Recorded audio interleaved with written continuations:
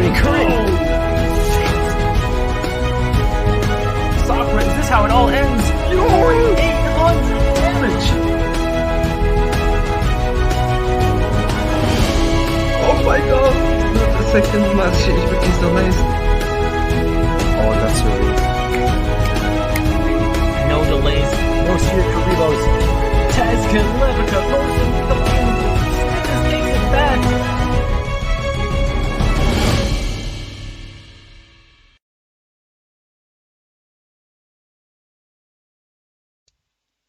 Alright. Hello everybody.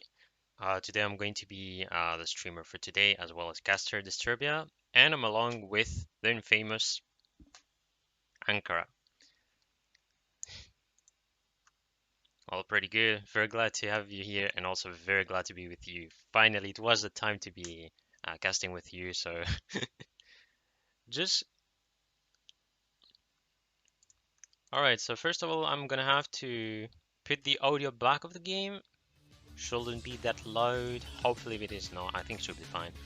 I'm just going to join the room, and one thing I do at the screen with this picture. Yep. Alright, so... You guys in the chat don't have any idea of how much of a complicated it was to set up the stream, because I originally was supposed to be hosting it and casting with Disturbia as we are right now. But not even an hour before the stream, my Duel Links on my computer decided to stop opening. Literally, I couldn't open it on Steam anymore for no reason. Like, I had no idea why, but I can only go on the game on phone. And so, thankfully, Disturbia can also stream, so that's a cool thing. So we just switched, but yeah, it was a surprise hiccup at the end. Alright, just spitting the name of the players.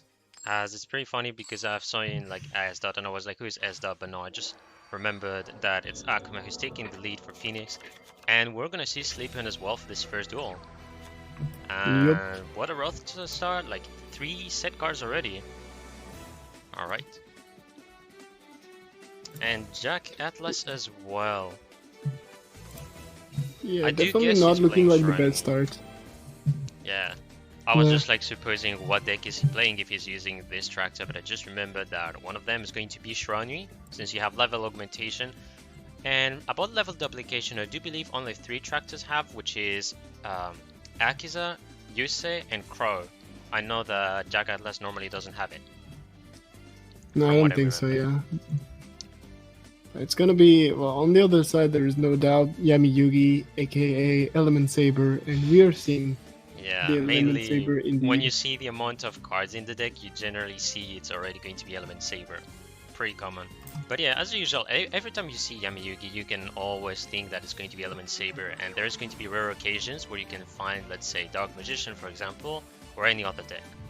Generally, it's going to be Element Saber as it truly, let's say, used correctly, Destiny Draw, if you, for example, have Mirror Wall, or it could also be Unending Chain, which is a very good card to actually destroy quickly face-up cards. Mm, And it's definitely, going to but we're be a seeing the floodgate on the floodgate. Molahu. So he's forcing, first of all, to put that Molahu in defense.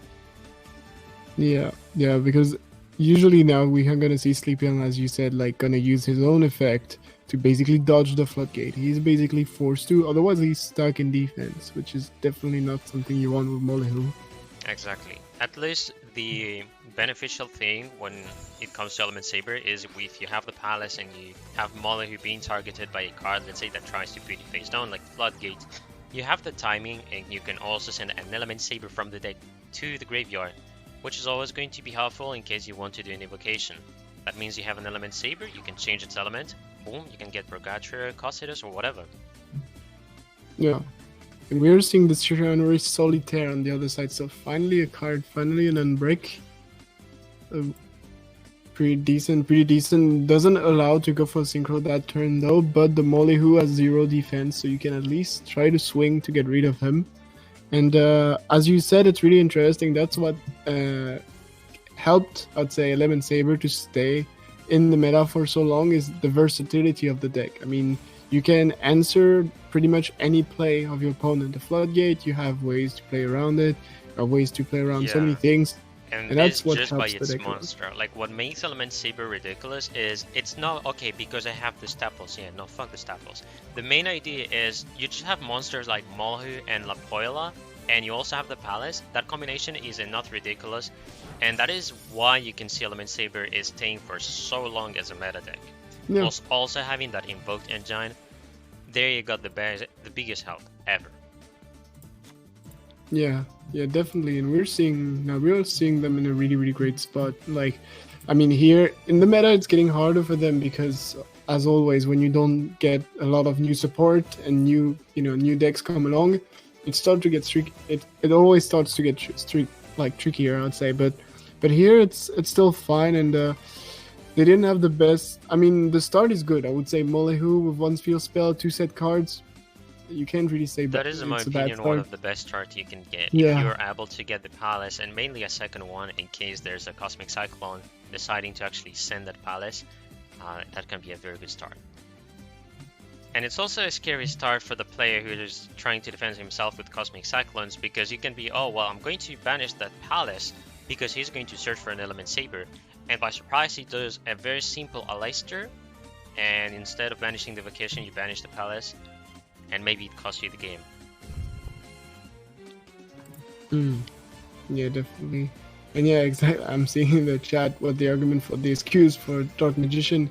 It's true, like, but Dark Magician is a different breed. I mean, the thing is, Element Saber is a deck that now is a control deck with the ban list that it took on basically the combo that you cannot do the fire right away. You cannot go Purgatrio like on the turn 2, turn 3. That usually slowed the deck down and forced to go on a even more control oriented deck. When Dark Magician is just a deck that can auto win on the first 2 turns. So these decks, except a ban list or really a card that completely screw them up, you can't really like decrease their power because they don't have like Element Saber before the nerf was at that level. Now you have to play control. Dark Magician you don't Exactly. control. Well, I mean, Dark Magician is very rarely control, and I guess it's also depending on how the deck list is of your own Dark Magician deck. It's quite hard to actually build a very good Dark Magician deck nowadays. Plus, it gets countered a lot because you have decks that respond very quickly, and there's also the fact that you banish the circle, which avoids you to getting banished. So there's a lot of ways to actually defeat DM, and it can get very easy for a user to actually win against it. The thing about DM though, because I've seen that the one said that DM stayed longer in meta than Element Saber. That is completely wrong. Since November 2019, Element Saber has stayed in the meta, has maybe decreased from a tier, but has never left the meta. It never left the tier list. And Dark Magician, obviously, when Circle was added, it became meta because it was a good support as your able when you special summon to banish a card on the side of your opponent. Yeah, for sure. And here we're seeing, of course, a pretty good card with the Unending Nightmare that can definitely help in the matchup, even though it's not the best thing against this deck, but it still helps against like potential finish chain and everything. And here we are gonna go for the level 8, so there is definitely a lethal potential here if there is no Kuribo in hand or nothing. Let's see if there is an answer on Sleep on side.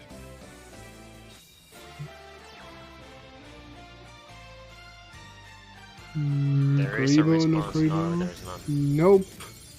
I think It was just the Unending Nightmare. yeah, only the Unending had the response, which means it's going to be the first point for Phoenix.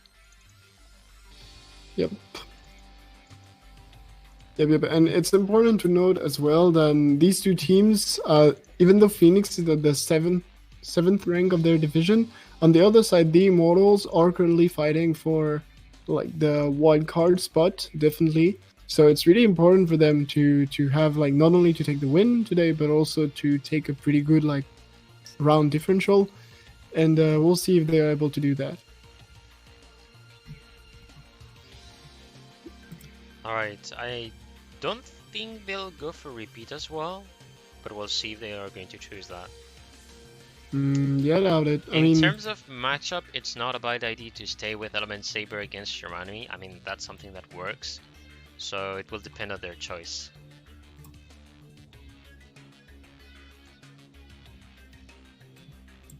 yeah, it's a tough call here. It really depends on what they have on as second deck, of course. Usually you would say you have a slight advantage, I would say, in the matchup with Element Saber versus Shiranui, but it really depends on the deck list, because the two decks are two decks that can really like play a lot of staple, a lot of different cards, play really differently. So it's really tough to be able to make a call on who has the advantage in this matchup. Exactly. It really comes down to the second deck, I'd say. Yeah, exactly. Easily second deck, because some of the signs you can see if a player does repeat is if he stays in the table. That's one of the things I noticed. When they want to go for repeat, they stay. They don't need to like, oh, I leave the table, then I come back. And if they really Yeah. leave and they take like some seconds, that means he's looking for a second deck. Yep. And I think both Let's players leave are him going back. to be ready. Yep, Sleepy back at the table. We're And gonna see is what he going brought to at flip second the deck. table is the question. Yeah, Alright, he let's go. always flips the table, but we'll see what he has here. And we're actually going to see Melodious. Actually not. But I know Sleepion loves Melodious. I mean, he also made me enjoy Yeah. Melodious a lot. I had some talk with him. Alright, Yeah, I mean, guess he this is he plays the Black deck a Wings. lot.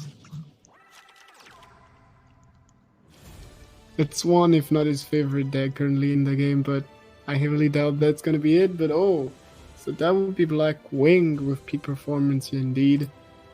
This could work definitely against Shiranui.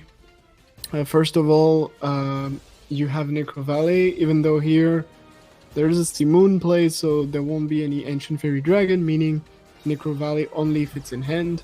But usually you have the upper hand in the matchup with Blackwing, just because you can be pretty annoying, I'd say, to Shiranui. But it all depends on the hand, of course. Exactly. Also, getting that first turn is really going to help out Black Wings, as if they also have the counter trap, that means they can negate an effect monster. And this is really going to help out Sleepion in that case. Because Shiranui, it's not easy for them to, let's say, send cards from the deck to the graveyard or from the hand to the graveyard, because they also need to build that graveyard. Most of the times they're going to do one normal summon, in case it is Solitaire, boom, I tribute it and I summon something else. If it is the Squire, you're going to special summon, I think it's a tuner from the deck, and if you're playing Spirit Master, that will be special summoning a Shiranui from your hand. So they always have this similar effect where, oh, I special summon something else and I can already do a synchro. They are easily counterable, and even if you put like some traps and all, they're going to be destroyed by that Raikiri. But it also depends if he has the Fiendish Chain, it's possibly going to save him. Yeah, but it's always good in this matchup. Like, usually when you play Black Wings, you like to go second, because you like to try to just push through your opponent's board and just try to OTK. Yeah, But exactly. here, versus Shiranui, you really like to set up. Not only if you can do, of course, an AFD play and just have the Necro Valley on the field, that's really good, but even without that, just the fact that you can set up, you can potentially have a trap, which could be in one of the two sets, even though usually you don't set them if you have a synchro monster on the field, of course. But if you have anything that can negate the turn one of the Shiranui or get rid of their back row at the end of their turn, usually you can OTK through just next. So it's really, really nice when you can set up like this. I think Black Wings cannot counter, let's say, if Black Wings is not playing turn 1 and it's going to be turn 1 for Shiranui, you cannot really counter the fact that, oh, I can do a synchro. But in the other cases, you will. Okay, so level augmentation first. He's going for Sun Saga. Alright. Yep, so he was able to go through with it, which is pretty interesting. That could say something on the back row, because you definitely don't want Sunsaga to hit the board, because then it becomes tricky to manage, because Sunsaga is protected from destruction just by banishing monster in the graveyard. And the only real way you have to go through is usually to use Gale effect multiple times to decrease the attack of Sunsaga. And There's that way, and you you can also use Chidori using the Synchro level 7, which has a lot of attack depending on how Yeah, many of Black course. Wings you have, I believe, on the field and also in the graveyard. Yeah, like but it's gonna be depending. The problem is you can attack over it, but you don't destroy it, which is always the key issue, and you don't do that much damage because like Chidori usually go only to like 4,400 or something like this with the ones that are in the graveyard. So it's tough to get through the Sun Saga. Of course, you have outs, but they're not many, I would say. Especially in this situation, because if there are like Cosmic Cyclones in the back, that puts you at 300 life point. Exactly. So this, He's forced to do so, and I do believe he opened with 2 Cosmic Cyclones. yeah, that looks like it.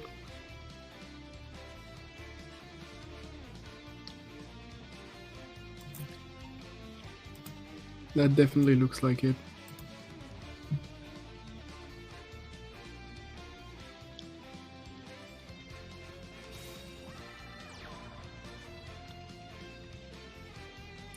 There isn't much he can do here. He can use the effect, of course, but that's about it. And Defiro's effect was already used anyway, so that is not a big deal, but of course he cannot use it anymore. I've seen way too many Blackwing players killing themselves on that effect. Exactly. But here is still doable. So far, Black Wings is completely cornered. Yeah, there's nothing to say. Yeah, if he didn't have the counter trap, for me that was a loss, because that's, in my opinion, the best way to defeat your enemy as fast as possible, as this is pretty much the way you play Black Wings. It's a deck that plays fast. So, going to be the second point for Phoenix in that case. So, this one.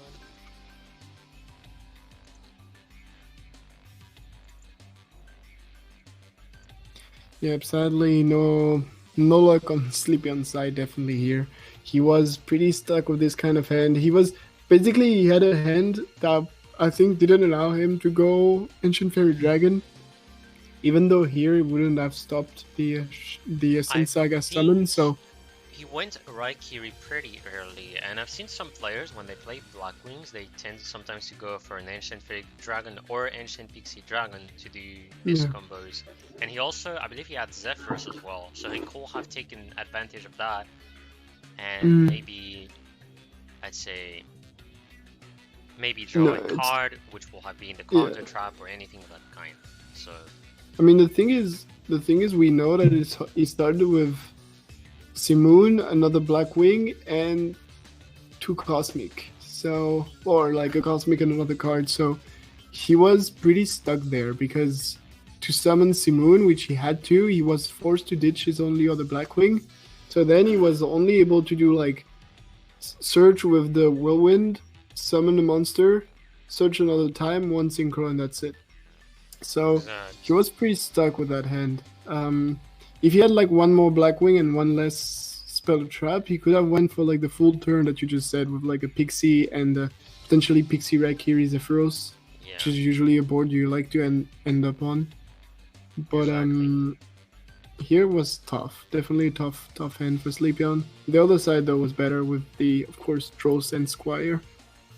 A really helpful skill. Exactly. So we'll see.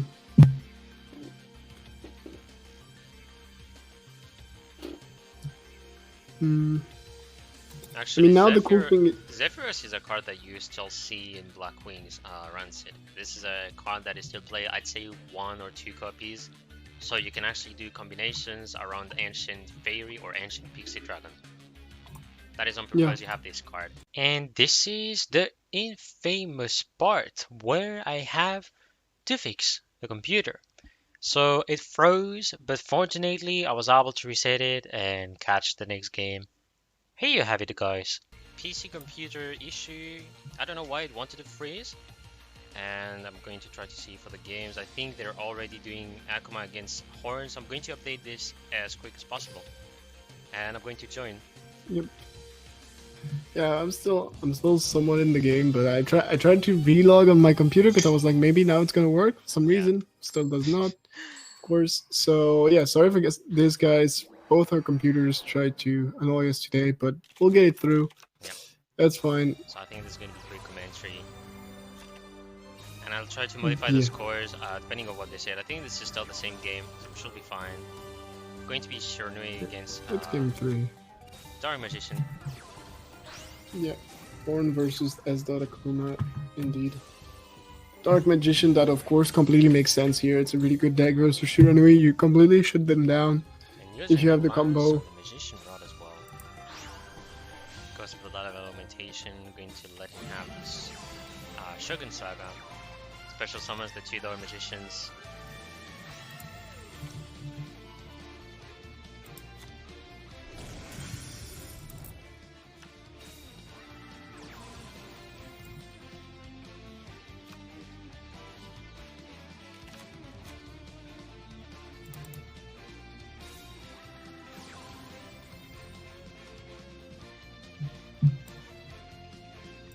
Perfect, okay.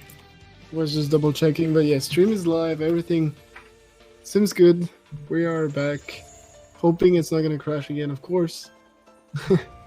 Who knows? But yeah, should be fine. Okay.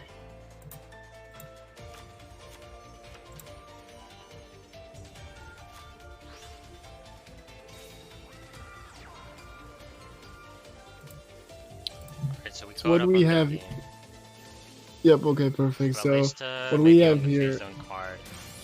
Yep. Yeah, Ballista is definitely needed here. You don't see that kind of play often, I mean, because like you're scared, of course, of the navigation. Navigation ruins everything here, so you have to do this because otherwise Kaiku comes up and you're just basically completely blocked. Like you cannot use your graveyard, your only monster gets banished, and you're basically stuck with that. Here, it allows you to go Shiranui Sun Saga, and Sun Saga here is probably going to be lethal, minus a potential Spear Karibo in hand, but none. So GG. Exactly. Damn. That's a pretty fast one. 3-0 so far.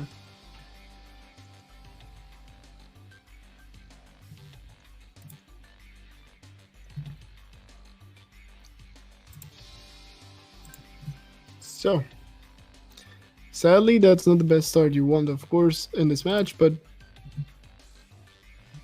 it's still somewhat decent, I'd say. Like, you can still manage to come back on a 3-0. That's not the end of the world for sure, but it's still a big advantage, and especially when you get countered. So, usually you would call repeat right away here, most likely, but it's not always the case. Because sometimes you want to keep your replay for like a really specific deck later on in the match if you really are scared of something, depending on whatever your deck lineup is. But sometimes you can just go for it now, assuming that you really need to shut down this Shiranui player here.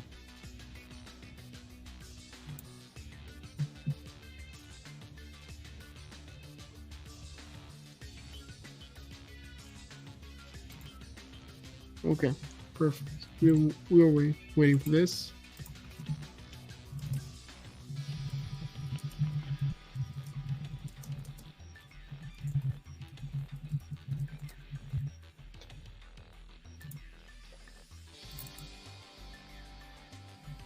So we're gonna see what they decide to do. Are they gonna just go with another deck? Are they gonna decide to replay? We're still waiting on that specific call from the team.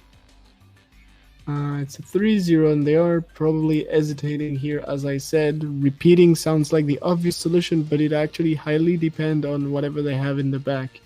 So it's not always an easy call. Exactly. Oh, actually, Aankara, do you hear me right now? Yeah, now I hear you perfectly. Yeah, actually, I was mute because I'm eating my watermelon. Just that. But That's I'm also... fine, that's fine. There might be some audio issues, by the way. I forgot to say that. If this ever happened, I have the stupid solution of just unplugging my headset, because sometimes there could be like some sort of laggy sounds. Feel free to tell me in the chat, please. And other than that, I think it should be okay. Yeah, don't worry about that. It should be fine. And Uh, yes, exactly. We were waiting for hearing- Horn to join the table. He's surely thinking of what second deck to take against Rani.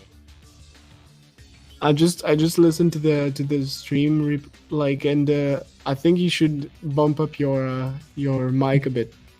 I sound louder than you, but other than that it's fine. Oh no, that is actually because of the model of headset I'm using. That's something very common with HyperX Cloud 2. It's something very stupid where the volume is actually really low when you're trying to speak, and you have to use, the level augmentation. Like you have to put more decibels Yeah. so you're audible. I don't really like that because it makes some weird sounds in the end.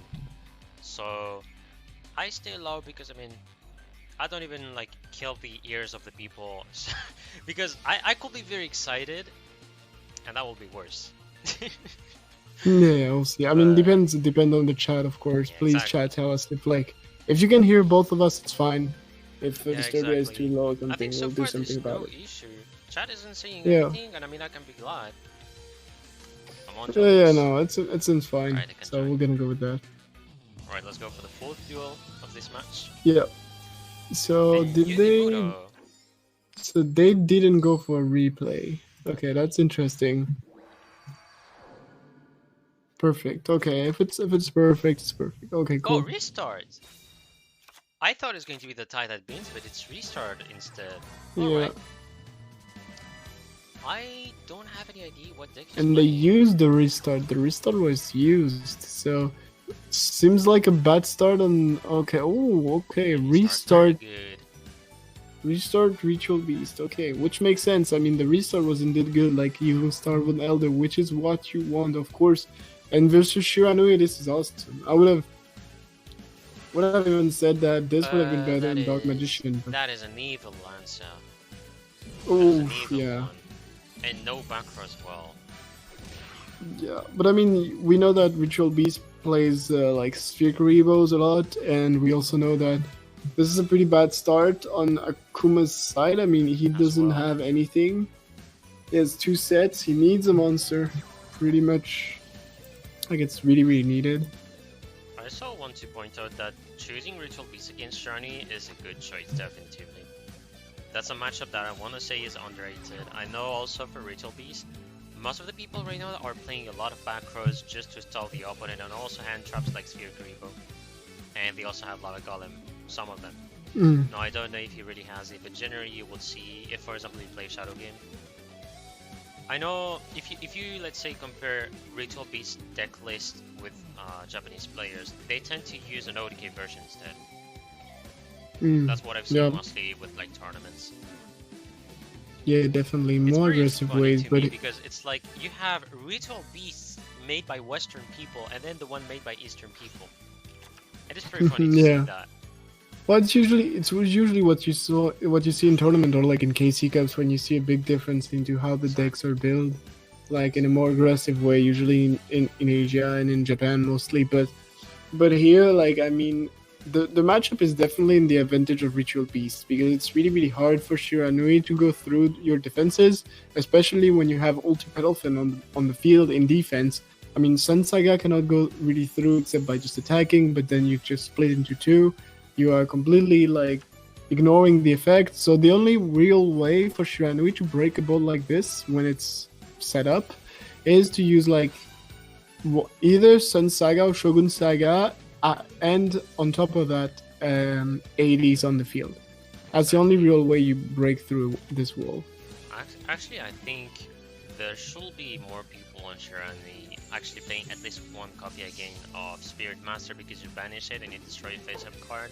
For decks like Ritual Beast, it can be worth because you send them to the graveyard and it's hard for them to catch this card back except by using Apelio. Mm-hmm. Alright, so I guess I said Apelio and it is summoned. Well, Yep. but he's in a good spot. He's in a good spot. Though this is going to be his last fusion summon. He cannot do more.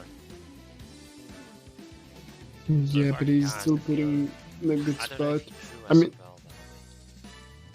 I mean, now the finish chain is dead, but it was still used at a good timing, of course, to avoid the monster going back to the hand. There are still 2 sets that could be useful, potentially, like a Ballista would be interesting here. he's still gonna be able to defuse here to summon 2 monsters, sending one to the graveyard, of course, to search. Actually very good. I forgot that he can do the second Aankara Hog, and mainly because he has a second Tamer, which is going to be Winda. That's why he's able to do the second Aankara Hog. Yeah. Great play. So yet again he's going to banish another card, going to be another Winda. And this will help him for later on, because when he's going to do that alt value, he's able to change to another fusion. Well, not change to another fusion, but put 2 monsters back on the field. Yeah, and if something is used, it's gonna be now. It seems like there's a delay here, so they might be hesitating on using a card, but of course if it's a Ballista Squad on the main monster, then you just have a 2300 attack, so you would be down to 100 life point, which is definitely not that big. Findish Chain is really nice, because he's forced to I don't think you bounce. can defuse anymore. There's not enough fuel in the banish pile to defuse, so you're basically blocked on that. On top of that, though, you're not going to attack, of course, because you do not want this level 2 to go to the graveyard. You do not want to give the free synchro. There are 2 Findish Chain that are completely blocking the back row on Kuma's side, so this match is definitely going on the ritual-based player way. I wonder why he called the bonds with Alta Pelia before the activation of, I'd say before Findish Chain truly activates. Oh, I noticed that, but I know there's a lot of things that are fishy, and I've even tried to play Ritual Beast nowadays, and it's getting pretty nasty how you have to do the bounces and all. It's really restraining. Because this let's might say be you have a good, though. second Winda that was banished, he should be able to bounce to avoid the Findish Chain. He gets another 2 monsters on the field. I think he was blocked for some reason. yeah, but this is nice though. This is gonna be level 10 here with Sun Saga, so it is a start. It's not enough though to right away pierce through, because you can still. There were no other synchros. Sun Saga is not gonna be able to force anything out here. Of course, the Apelios are still gonna be in a pretty good spot. There's only one But Alta Pelia face is going to down. be the one destroyed, I think. He doesn't go for Alta Yeah. Pelia. I wonder why. Well, I guess Ultia Pelio is anyway gonna defuse, so he would have defused the moment he would have attacked, so Okay. yeah, it doesn't change much, but yeah, you would have at least forced, I guess, the defuse and be like 100% sure that he does, but like, it was pretty 99% sure he will anyway, because you always want to defuse in the end phase so that you don't use any of your special summon on any of your ritual beast monster. Here, I mean, Petalfin doing an amazing work, of course. Sun Saga back to the extra deck. And except if the last card is a miracle, we are probably going to see a victory for the ritual beast.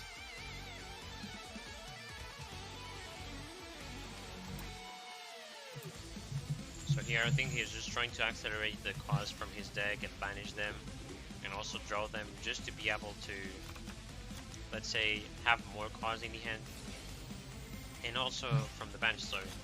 And then he's going to do Alta Value and should be game normally, depends on the card that is being used. But even if there's, let's say, Floodgate to counter it, he can bounce, and that will be the end, because he has normally Ritual Beast Bond in the hand still. Otherwise I think it is in the graveyard, as he discarded it previously.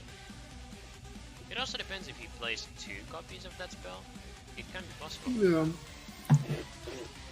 Yeah, most people play one of each, but we're seeing more and more though playing like 1 bond and maybe 2 of the other one. So 2 of return, Ritual Beast. Yeah. Return.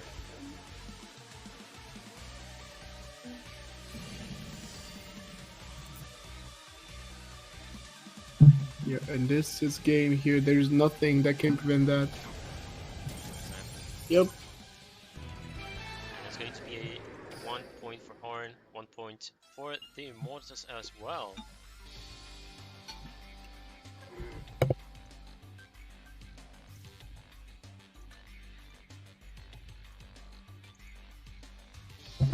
Yeah, first point going for Immortals in this match. We need to remind you guys that Immortals is currently fighting for the spot to go, of course, on the wild card spot to go to the playoff and everything. So they're not currently on a wild card spot. They're just under it. So they really need to win this in order to go through, I'd say, and take a little advantage on the other teams that are battling for a wild card right now. So still really needed for them to win, of course. But on top of that, they need to win with a good RD. Otherwise, it might not be enough. So they are definitely in a tough position right now. Already 3-1 against them, but they can still make it out.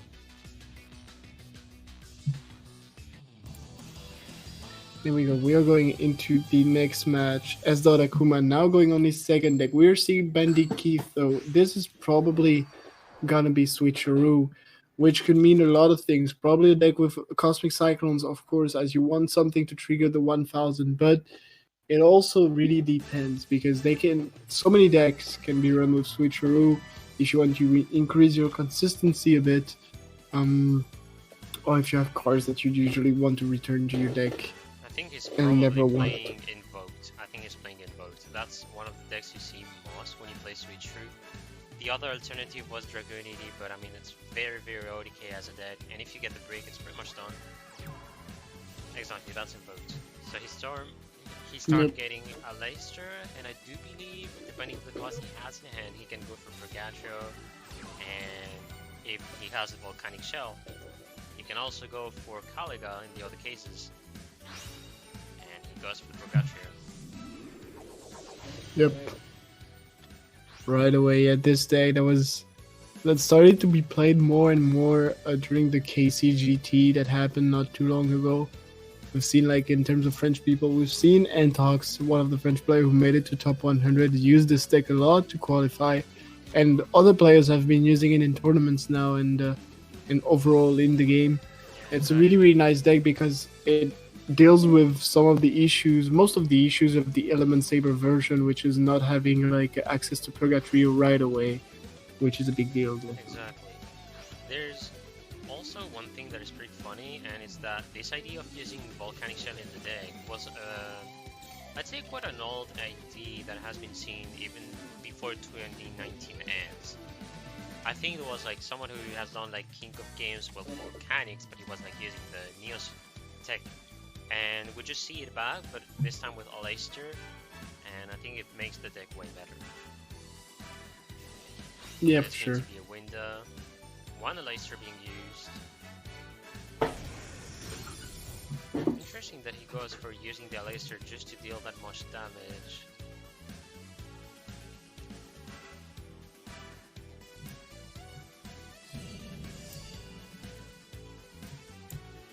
He doesn't special summon anything with window? Yeah, no, because you can't, because Purgatrio would just be able to attack over again. And even if you summon... everybody. Yeah, and even if you summon Ulti-Petalfin, I mean, there is an Alistair in hand, meaning that Purgatrio can get over it without issue, so... Yeah, exactly. There is not much you can You do will in be this stuck in an situation. infinite That's... loop, actually. Yeah. Already stuck in an infinite loop, I see. That deck change was a good call though, to get rid of Ritual Beast, which can actually be a very terrifying deck, for sure. Definitely. That was nice from Phoenix. I mean, pretty good start. Of course, the Shiranui going 3-0, but on top of that, this Knight deck in the back that perfectly fits, as you said, the countering the counters, I'd say. But it's what's important in Team Wars. Of course, luck is always involved, especially on the starter. You have to guess right what your opponent is playing, but most importantly, you need to have 5 players with 10 decks, of course, that they know, but 10 decks that fit well with each other as like duos, and that counter well whatever is gonna deal with the first one to be able to keep your pace and win back just after. Exactly.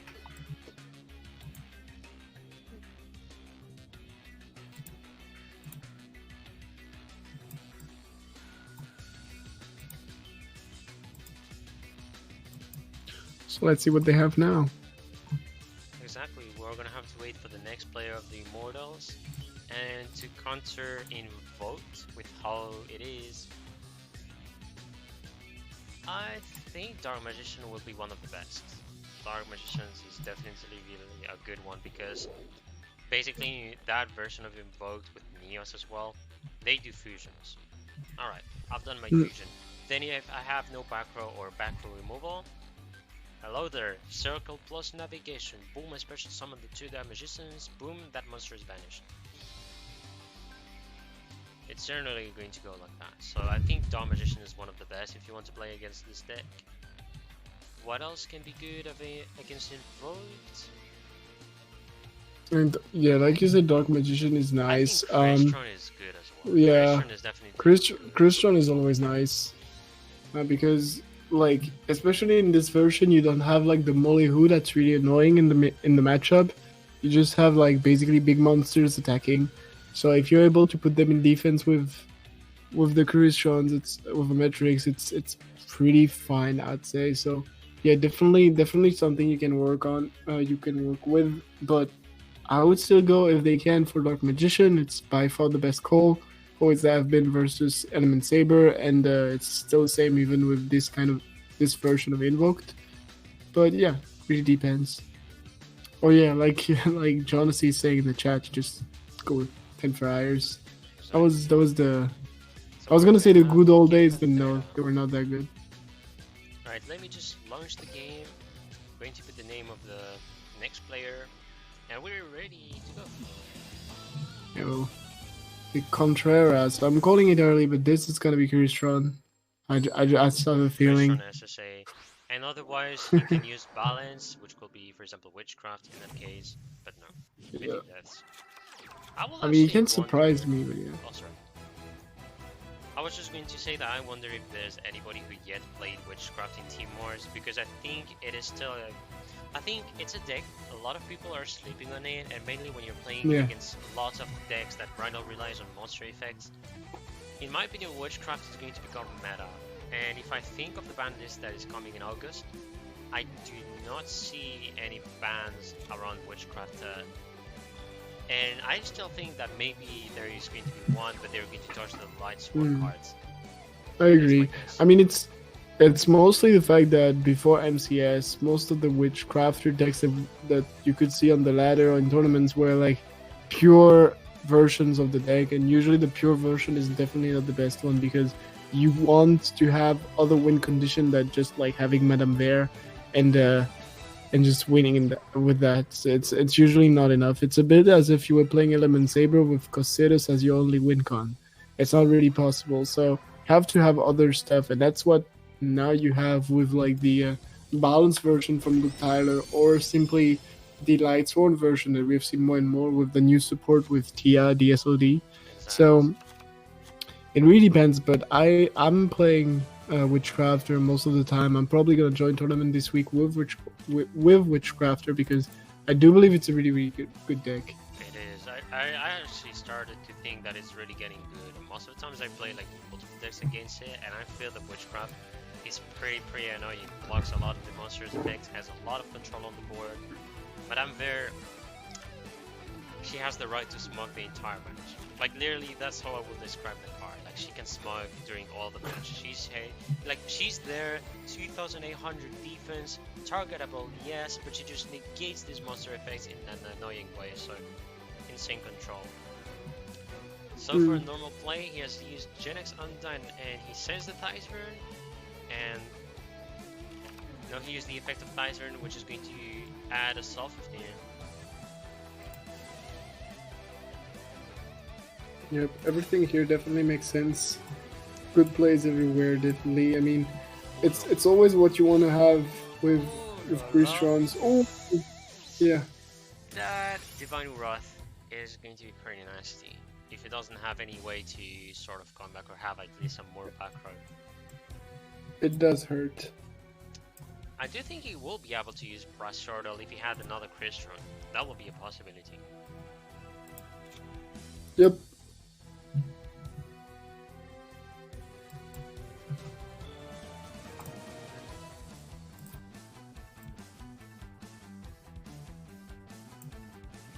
Still pretty tough spot, I'd say, but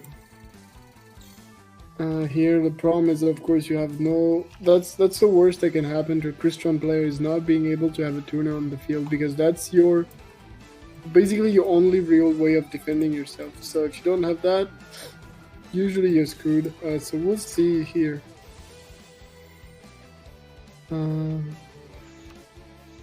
We'll see what they have, but it's definitely a tough spot.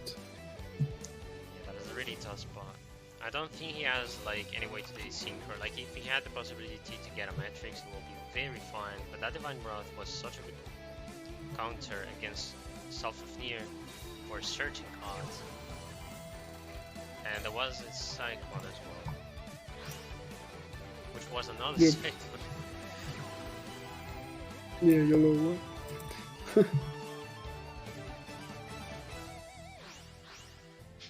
Khaled Senpai saying I raised that boy. Definitely. It's always fun to see some people telling me or like telling the others I raised him and all that, because even I can say that I actually have a disciple which like began playing 3 months ago, and I think for the beginning he had a bad deck, like not even competitive, but he wanted to get something around synchros, and I was like, you want something synchro? I give you Shiranu.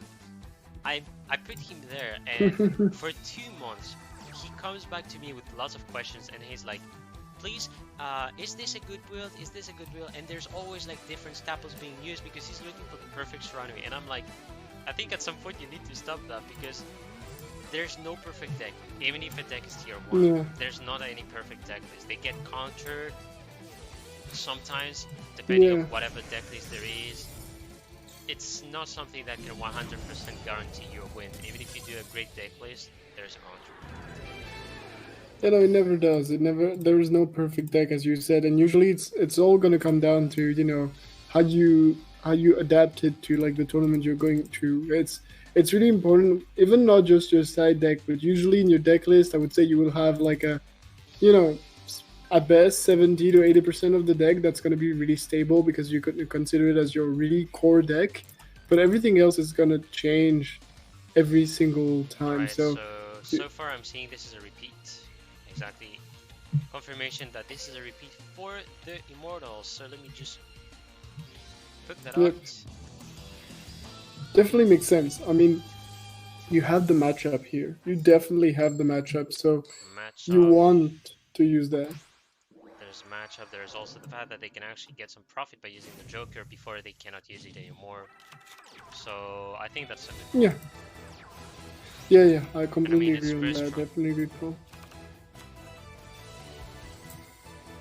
It is pretty strong, and it's also a deck that can really, like, you know, completely run down on your opponent if it gets rolling. So definitely interesting to have it there, have a good start with it, and you know, Christian can really, I would say almost beat anything like when you want. Like it's a deck that can really surprise every single situation, every single deck. So it's really important to use the repeat here. Not only is it a good deck in this specific matchup, but it's just overall a really good deck.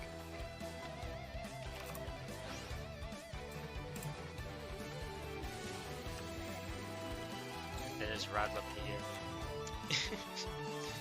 And I gotta thank again Radlop again for just pardoning me for missing one game. But yeah, also Oh, yeah. really glad that my PC is not frozen so far, or else I'm gonna have to punish it tonight, because that wasn't. Okay. Alright, Cosmic Cyclone vanishing a Fiendish Chain, has a scrap recycler. Oof. If he didn't have the Cosmic Cyclone, that would have been horrendous. So far good, gets the Thysburn on the graveyard, is going to banish possibly to get himself a Self-Fafnir. He gets Miger. Alright, so he's already having Self-Fafnir. Self-Fafnir discards Miger, which is going to let him draw for a trap, which is obviously going to be Crystal Impact. A classic. Self-Fafnir destroyed, he special summons Rosenix or Prashurtle. I think Rosenix is a better card because of being level 4, but a lot of people opt for Prashurtle because when you have it in the graveyard, you're pretty much able to special summon another person. But special summoning Rosenix is never a bad choice as it's level 4, and in any cases you can do a pretty fast Black Rose Dragon if you need to, or any synchro that you need, or even a faster Quarry Genders. Alright, Smiker, Yeah, definitely agree on that. Smiker Banish, he gets himself the Crystal Impact. 2 cards set. And I also forgot that he has the Sideshow, obviously. And he's in a good spot. Definitely. Bro, Streamlabs was really being mean to me during my stream. Wouldn't let me update scores forever. Oh, ah, shoot. I think Yeah, he never does. it's sure. I think it's sure a worse, not a worse, but like a better. How should I qualify that? I do agree it's pretty bad when you cannot change some of the stuff. Fortunately, I don't really have that with what I'm using to stream. But like my computer is just, it's incredible. Freezing like that without any attention, and I got that. Like I got so many problems. There was the PC being frozen during one of my tournaments. There was also the fact that during one of the meta weeklies, I had a raid from like a Team Wars that ended, and at that exact moment, the Wi-Fi shuts down in my house, and I'm like, what? What is? That was so easy Yeah. to fix it, but yeah, I mean, streams Shit can like get this very happen. funny. So, just I think to end it up, Radlab, because I got a problem with the PC being frozen. This game that I'm streaming, I'm going to, let's say, regroup the 2 other games, like the ones from the beginning, and I'm going to send to the team the full one, so you don't have to struggle. I think this is going to be better rather than like, oh, okay, I put the 2 parts of the stream. Well, you can do the show if you want, but I think it's up to you. I'll let you that. So attacking, going for the metrics, putting everybody in defense. Well, everybody not. It's only going to be Brave Neos, as it's the only special summon monster. Yeah, I mean here the setup is nice. It's definitely Put the like there gun was no down, divine baby. rats. Also sorry for that. I had to say it because I mean, Brave is quick to attack, Definitely. but put the gun down. You know, don't attack. Stay in defense. Yeah, definitely. But I mean here it's still a good setup because the problem usually is what we saw in the first duel, right? Is like the divine ras or stuff like this, because this invoke deck is able to play a lot of counter traps. Here nothing really stopped the combo. Well, So I do want to say that counter traps is something I've not even seen yet in an evoked deck. Like I've seen other staples like back row removal and very few stall cards, but I've never seen counter traps, which I think is a bigger surprise, as that Divine Wrath, I think it's what saved the game for the invoked player, so for Aankara in the previous game. And Yeah. that is because he knew how to actually build an invoked deck by just taking the time and having these counter traps being useful and being helpful at the same time. Self-Fulfilling yep, Destroy definitely is. brings the Rosenix, and it's right now you bring Rosenix. What a cutie pie. So I think what he's going to do is probably destroy the Ametrix, otherwise he stays in defense. It's looking pretty fishy, whatever is going on. Is there a chain? Possibly. I do think if the invoked player is surely playing Fiendish Chain, because it's a card that suits the theme of the deck, I would say. Because you have Counter Trust, you're also going to play some stall cards. Fiendish Chain is one of the best, and I'm sure he's playing it. Getting himself a ring. Yeah. I think he got stuck himself actually. That's nice to see, but is he going to do Vermilion or what? No, actually he tributes himself. I almost thought that he's stuck. No. He tributes himself, puts that side tree. And we're gonna see our favorite superhero from the Christian saga. It's going to be Quarian Gentrix. The only question is going to be what card is going to counter the Quarian Gentrix, if there's anything. Yeah, like you said, if there is anything, I mean, if there is like you said, a Fiendish Chain, like a counter trap, all this kind of stuff can be good. It's really depending on what he has, but 2 sets, he definitely has stuff. I mean, you just don't have like 2 sets like this in Invoke deck with nothing, so we'll see. We'll need to wait and see. It's gonna happen now anyway, if there is anything. Okay, going for 2 muscle defense and decides to also choose that. There's Fiendish Chain. If he has the trap, if he has SSA, he could chain. No, well, that's fine actually. I thought of SSA because you can, when you activate it, banish already your monster, and the effect of banishing the 3 other monsters would work still because it's unaffected by Fiendish Chain. That's another alternative. So Cosmic Cyclone, very good. Getting rid of that Fiendish Chain. Yeah. The problem is you can't really do it with SSA like on this specific timing. I mean, you can like you would have to have SSA face up first, right? Exactly. Because otherwise you cannot just use it. Like SSA cannot be, the effect of SSA cannot be used right away. Here though, he had like definitely an answer. Like the Fiendish Chain, you said it was a pretty obvious issue, I would say here, and it was there. So it was a good call, but Bringing a side tree for the ending with the Yeah. Christian impact. And Aankara is finally going to give the second point to his team, giving Yep. hopes to the Immortals as well. And we're gonna have to see another player from Phoenix. That Yeah, was a he's nice going save back as at well, the Christian impact. He thought well, because if he was waiting one more turn, I mean that will have been a waste. It was good on going for lethal. Since the invoked version, they don't really use any hand trap, I will say. I No. didn't even see any hand trap in any of these kind of deck lists, so.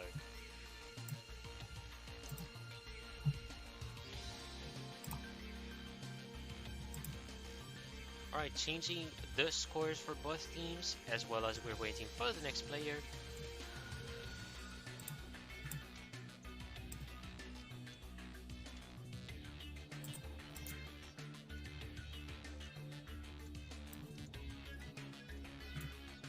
Let's see. So now it's 5-2. So it's not over yet. Definitely, the comeback is possible, especially with deck like Christian's. But it's mostly gonna depends on like what are the decks left. Because if there's a hard counter to Christian, this might become difficult, to be honest. But it doesn't always happen. Like you don't always have the counter to Christian, to be honest. Even if it's the tier 1 deck, sometimes it is not. So sometimes it's not countered. So mainly depend on what they're going to be able to bring here. They should have at least one deck that has a pretty good matchup, but let's wait and see.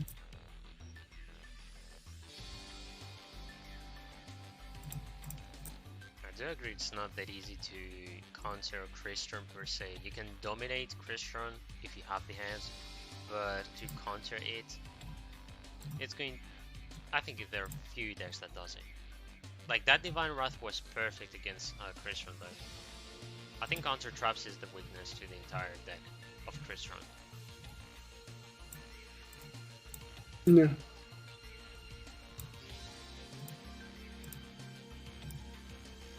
Right, so I guess I'm gonna have to continue eating my watermelon while waiting for the next player. Sure Which thing, normally please makes a do. lot of noises as well.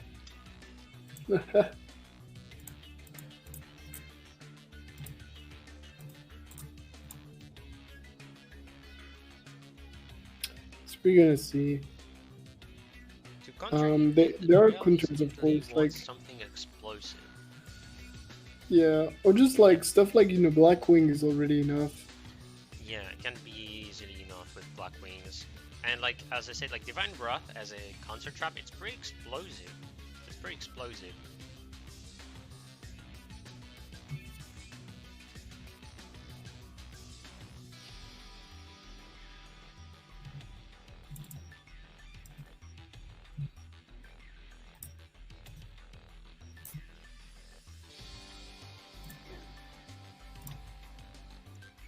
And exactly, Hero Plasma also works as you negate all monsters effect while the card is on the field.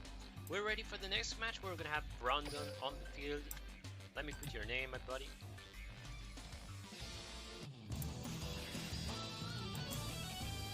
And I forgot which tractor he had, so alright. Let's go. Aankara. No, sorry, I almost said Aankara and it's Aankara.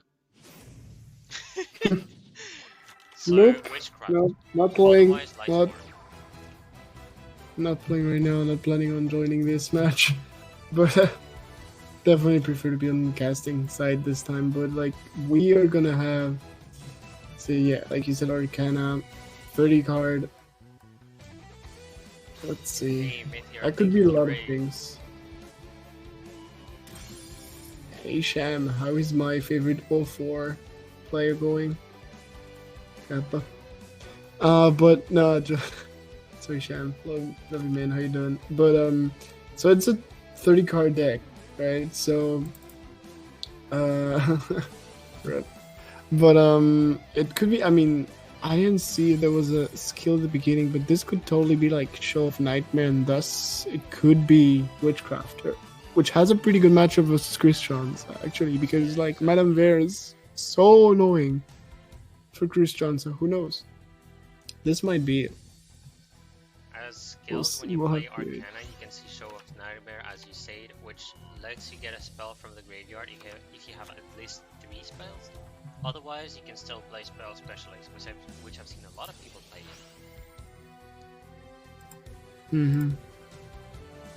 Yeah, I wonder. I wanna wait and see what they have.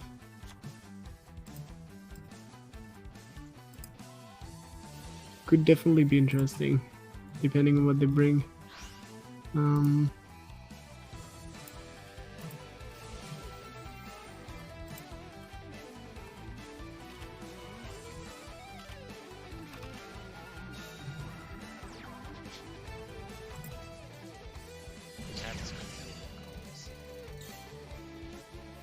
That was Hey, deep Dio, battle how you being doing, confronted, sir? but he survives 1 attack at least. There's going to be the Sea Stealth attack activated, bringing that OB already. Yep. That grass looks greener. This indeed is going to help you with this.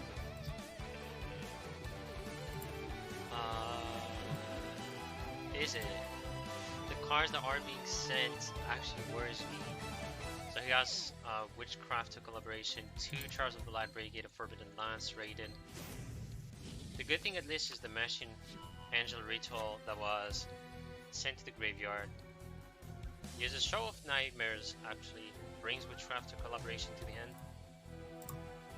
He has 4 cards still, so he needs a monster, and I don't really think he has, otherwise what the game. Yeah, this is definitely not looking like the best hand. It's going to be fine. It's going to be fine because there's no trap that can actually put face down Shmira with like Floodgate or Canadian, as it's a quick effect that he can use by just sending it to the graveyard and special summon anything you want. Discard a spell and let's see what card he's going to special summon. I think it's going to have a lot of issue though, and mainly because of having a Sea Stealth attack on the field, and no matter what, if the Citadel Whale attacks, it's going to destroy Madame Vere in 1 hit.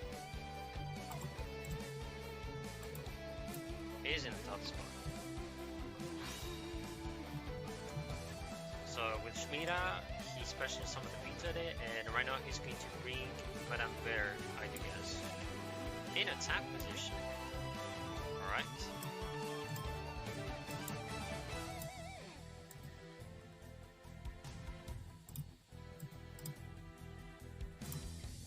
Brandon loves Witchcraft. I mean, Witchcraft is good. I mean, a lot of cards are gonna go back to the hand, right? So he's gonna have a lot of attack, actually. The main issue here is just the SSA, because you have to deal with it somehow. Yeah, exact. Lowest make of 2020 Disturbia. I mean, okay. So, if I had a better mic, and you see me speaking like that, trust me, everybody's ears will be broken. Like, I'm intentionally not speaking like that because I can tend to be like that, and if I do like that, you're obviously going to listen to me. I just don't want that. I just want like normal commentary where I don't break the ears of people. To and be if I honest, really break the ears of someone, I will feel really terrible. So I'm glad to my be mic honest- is garbage. To be honest, when I'm listening to the stream like this is actually better when you scream. Like, for real. It actually is better. Come on. Man, I gotta be honest. I'm at least screaming differently, because if you knew me 2 years ago, and I think there's enough French people who knew me back then, I think there would be a lot of people being like, why is he screaming and raging so much? I knew like some of the French players were entertained when I was like raging, because I was not only speaking French but Spanish and English. It was new to them, so I had a lot of fun being with them. But one thing that I learned through Duel Links is you always get garbage hands. No point to rage. So I rage very few, and I'm very glad, because I just got like a new perspective of Duel Links. I just have so much fun. So my way of raging will be different, at least. One of my favorites, actually, it's going to be when I do tournaments or when I cast something and I see a misplay that is beautiful, where I'm like, or I'm going to go to the replay just to help the players and like commentate over what happened and what would be better, or else I just say, and I mean, because the tournament keeps on, there's like lots of rounds behind, I'm going to continue with that. Makes sense. Makes sense. Yeah. Like, it's very entertaining. Yeah. Like, and so I've exactly seen, what I think exactly what we thought happened though. Oh, Exactly there's, what I we think, the thought All-Star happened. position. It was like what can you do against SSA? Well, the answer is basically nothing. So Well, this unless you is have two game Cosmic for Cyclones, that concurrent. could be it. But I mean, when you have SSA, if you really don't have anything to banish, you're in a bad spot. Wait a second. I mean, I'm actually being stupid by saying that, because one Cosmic Cyclone is enough. If you target the Umi gets banished. Basically. yeah. So one will be enough, No. not two, as I said. Yeah, I mean, the thing is though that like, I think Witchcrafter really has a good matchup against Crystron, just Crystron. Like SSA Crystron's already is a problem, because how do you deal I with the agree. background?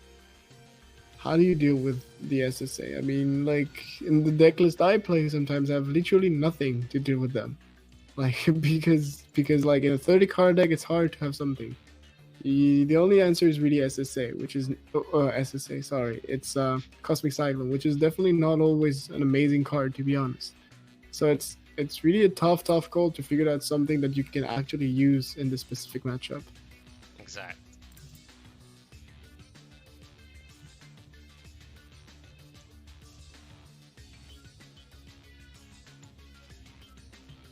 So let's see what they bring. I doubt they're gonna replay this. Not gonna lie. I do agree.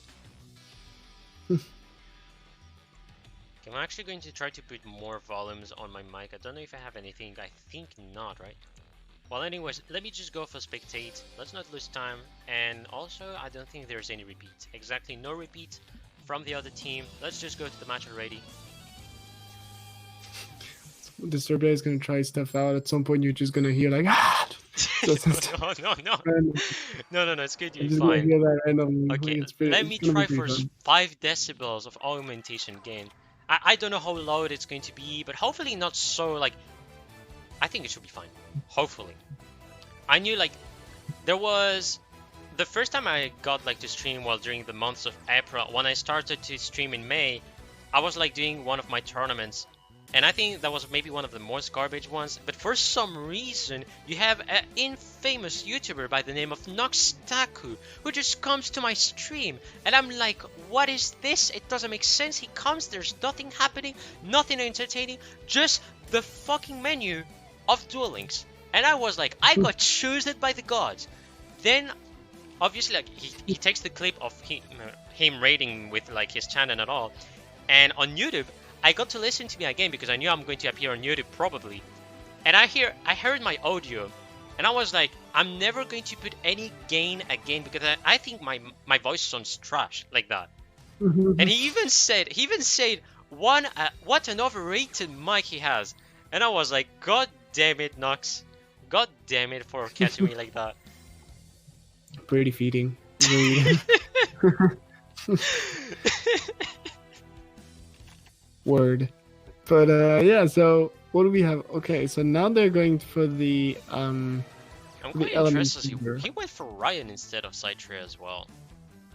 Which I think is not even a stupid choice, because if you want to focus on just getting cars, let's say you want to banish Smiker just to get yourself the trap, that will be the choice you will do. Now, what funny thing is, if Ryan is going to activate the effect, it gets countered by the Molahu, and we know the trap that is actually being on the field is actually a Christian Impact, so I do have my wonders. Right, so Molahu. No, that does make sense. I mean, that's the kind of setup you want to have. Doesn't need to get it even more trickier. Like, it's always great if like to have this, because you can go. It's with a you go.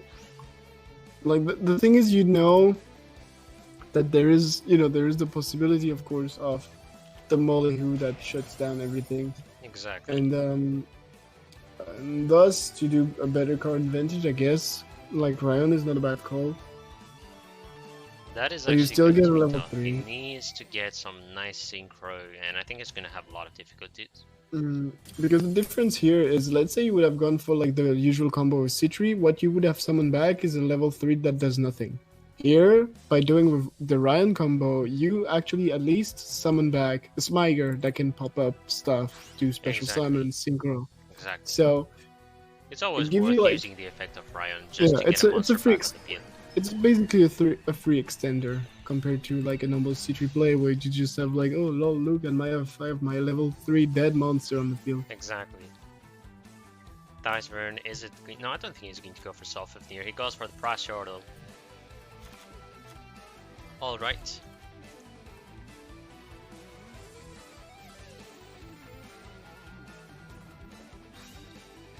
Self-Fifneer being special summoned.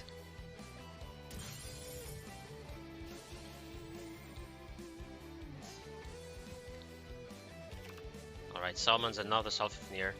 Nice one. Definitely a nice choice, I want to say. He doesn't even need to do any synchros, as he knows he's going to get countered by that Molahu.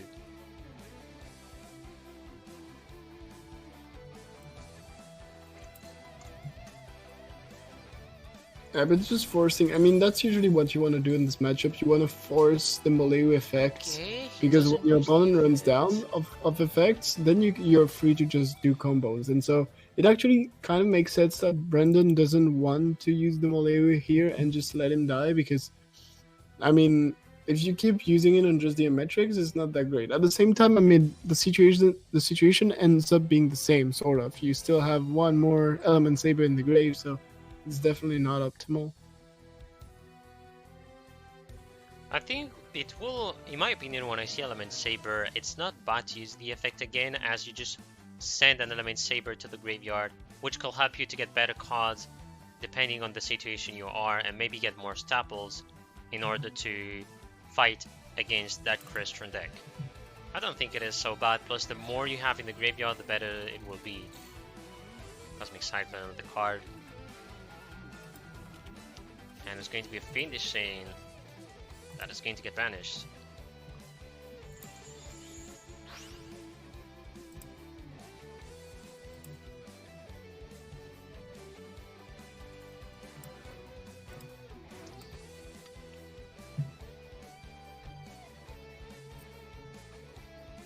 Let's see now, still the main phase, only one set monster, so that's definitely out of the not optimal deck, not optimal setup. This is definitely a not optimal setup. We're gonna see how it goes. He still has, like, of course, he probably has some ways of like dealing with a set monster, so it's, yeah, like I said, definitely not the optimal thing you want to go with. Let's see if there is any OTK potential here. I would say there is likely one, but we're gonna see.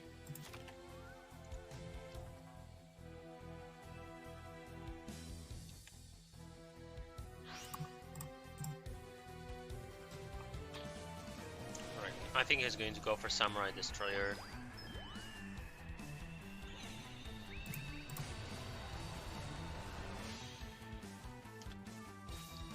And the guess was right, going for the attack.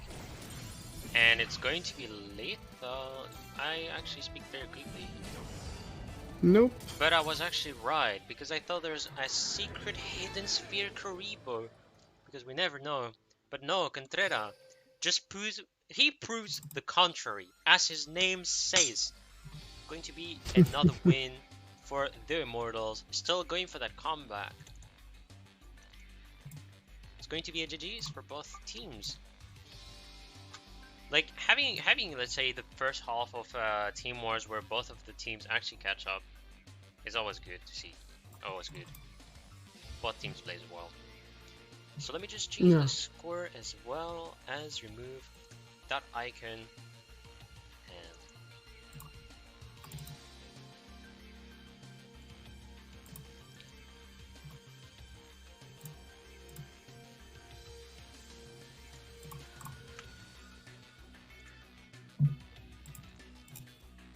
Okay, so let's see now.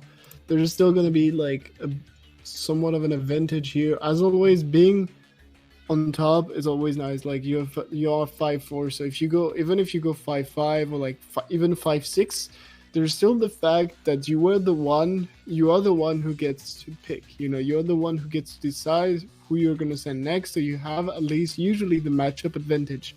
But when it comes down to the last two players, which will be the case once one of the two teams gets to 6 points, well, you only have 2 decks left. So sometimes only 2 decks. It's, you know, only 2 decks. Sometimes it's going to be tough to actually make it work with only 2 decks. It's going to be difficult because, like, at least 2 players, so 4 decks is going to be difficult because automatically you don't always have the choice you want. You might want to have, like, Dark Magician to counter a specific deck. Well, too bad you don't have Dark Magician in your last 4 decks. So you sometimes have to work with that. And of course, yeah, Contrera putting on the work once again for his team with, of course, his favorite deck as always. So let's see what they can do now. There's going to be a next deck. Who's going to be the next player, most importantly. And yeah, let's see what they can bring. as we're waiting for the next player. Hopefully my room is not glitched because I still see Brandon, but I do think that is it, right? I think he's still on the table. Yeah. He's still there. All good, all good. I Doesn't have to seem sometimes like verify that if there's not any glitch or any bug coming from Konami. No. Because they could do so after the pack opening I've done actually on a stream. I think that was like 2 days ago I've done it as well, yeah. Anyways. Continuing to eat that watermelon.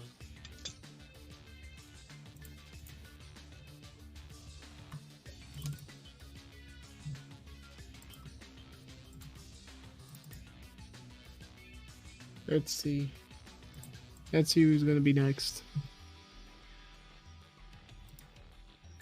Alright, so I don't know if there's anything said in the chat. Vinny is actually talking, so it's all good. So yeah, maybe we can do a short rant, or I don't know. I don't really have like so much topics to talk nowadays. I'm not going to lie. There's too much things I enjoy, and I'm just hoping that next year is going to be fine for me. I think the fact that I'm changing to another school is going to be fine for me, I think, because obviously there's the fact that I can stream. I'm also hoping that I'll be able to. I don't know how good my internet will be, if he's able to underlay it or not, but I'm gonna have to verify the tests. I'll find out. But it's going to be quite a change compared to the fact that I'm living with like my family, because obviously there's good internet where I'm at, and I'm obviously able to do team wars and my own tournaments. I still think it should be fine. Yeah, it should. I mean, it's always cool. Like, I mean, currently I'm living in Berlin, Germany. My internet is like, you know, in Germany, internet is pretty special. Like, basically, on the paper, it says that you have an amazing internet.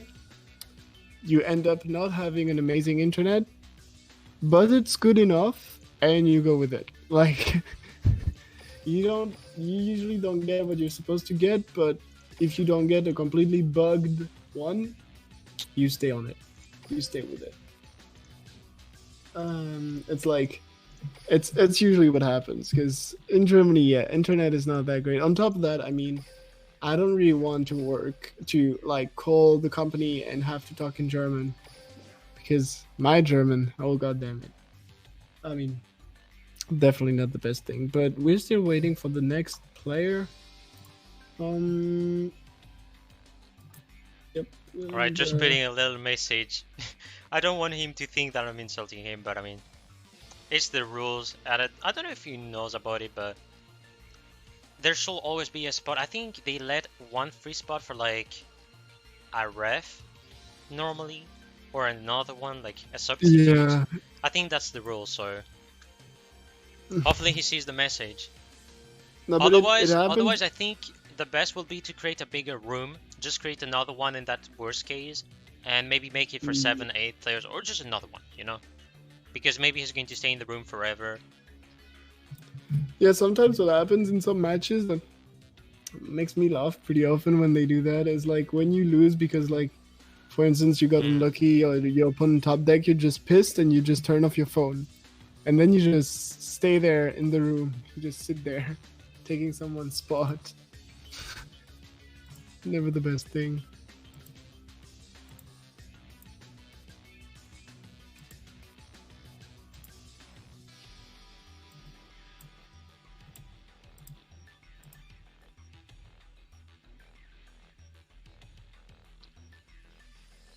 Yeah, as whoever said, if in 15 minutes nothing is happening, I think there's going to be something applied.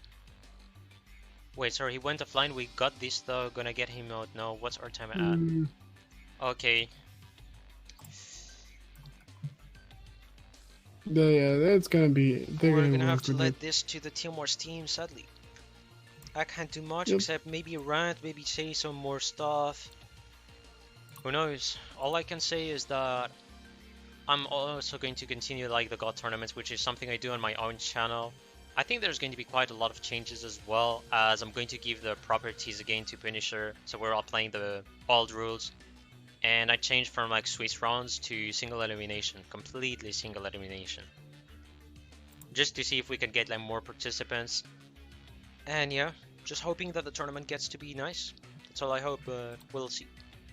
We're just like, I think, trying for the last cat time and open packs. Actually, Greg, that's too late. That's too late. I've opened my packs 2 days ago. I've opened them 2 days ago, and I'm actually thinking of saving gems. And if in 1 week I can farm enough, I'm thinking of another one to do on my own stream. I think this is surely going to happen. But otherwise, well, okay, he left. He left, mistress. Okay, nice. Right. Let me just put the infamous hide screen version 2. Shoutouts to Noxtaku, obviously. Okay.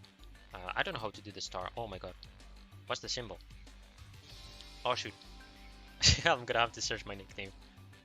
I think, where do I have the star? I'm going to be back in the room quickly, so everybody can rest assured for that.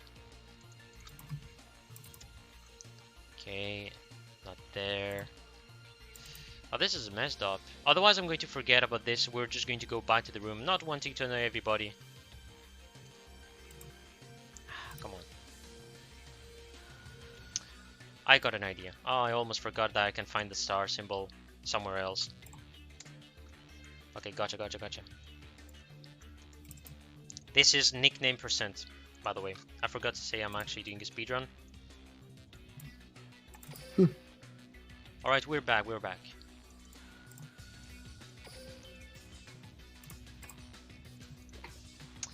Okay, so it's going to be Koala against Contreras, just joining right off the bat. Without further ado, let's go right into the duel.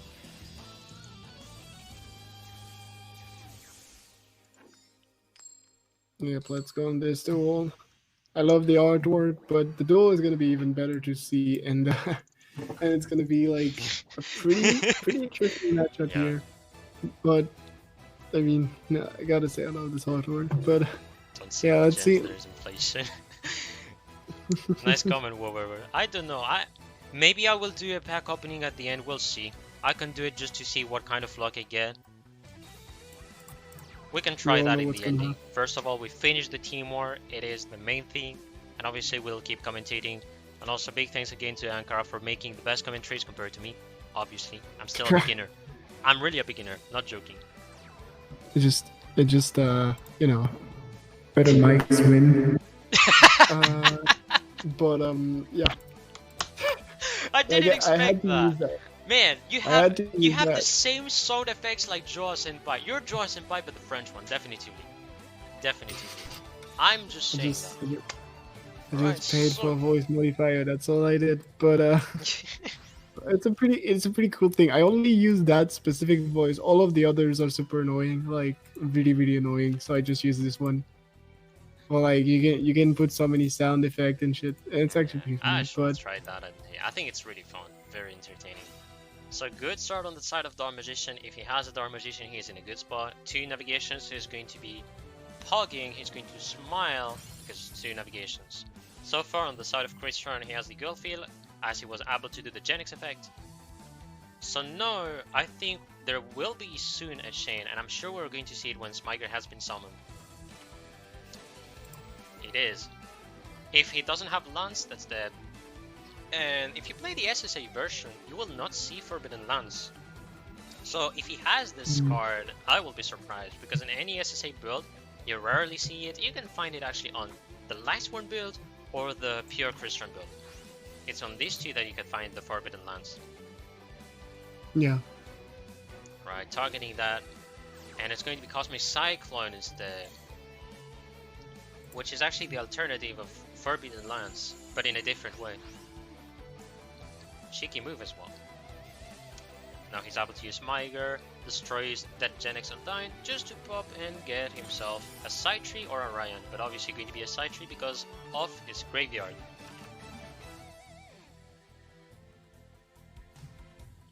yeah. But on the other side, you have Dark Magician doing Dark Magician thing, and yes, Cosmic Cycle. I'm gonna pop, of course, as we saw, to deal with that. That makes sense. Oh, interesting. Oh, so that's something pretty funny happened on my screen. Like I was watching my phone, and then it all froze for 5 seconds, and then teleported to like one more turn.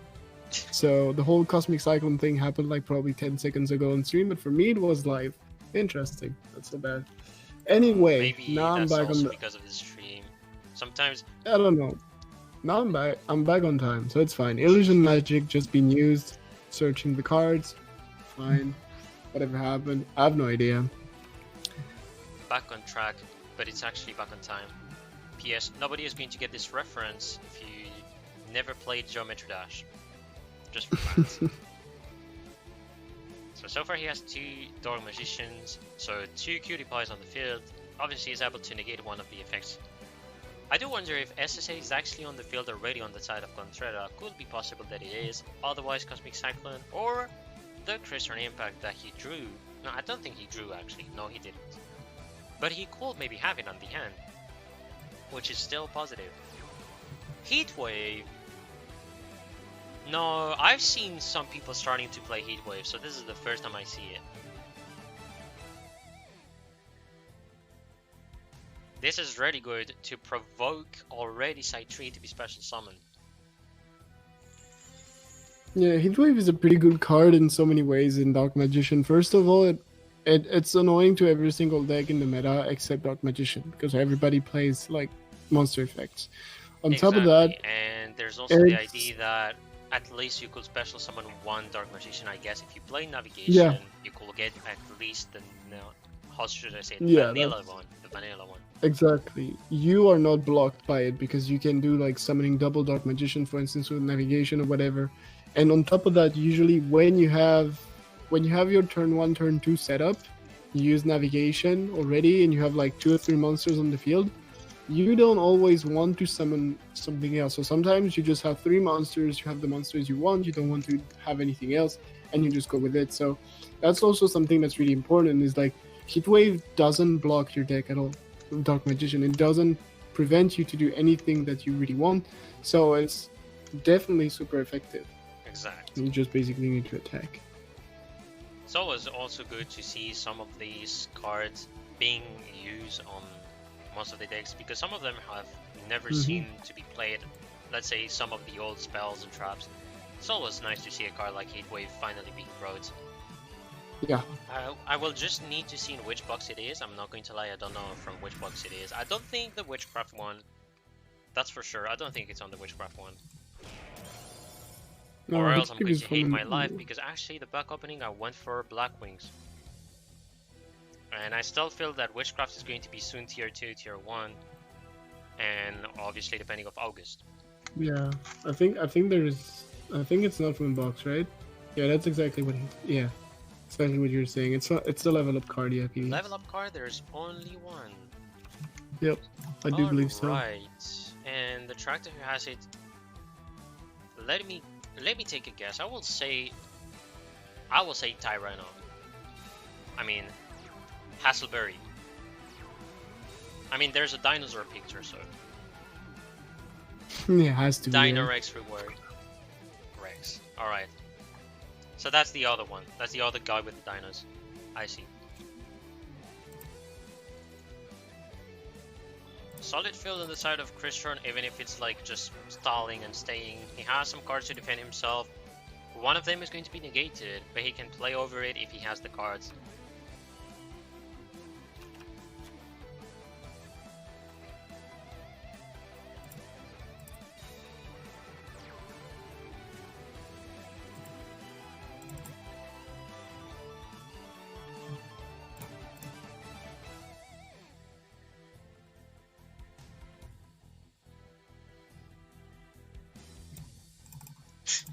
Which one's impact? Trick question. They're all impacts. That will be very hard to top 3 Christian impact, in my opinion, with a 30 card deck as well. Alright, first one. Yeah, this might be tough. There's definitively 2 by the looks of it. Definitively 2 Christian impact.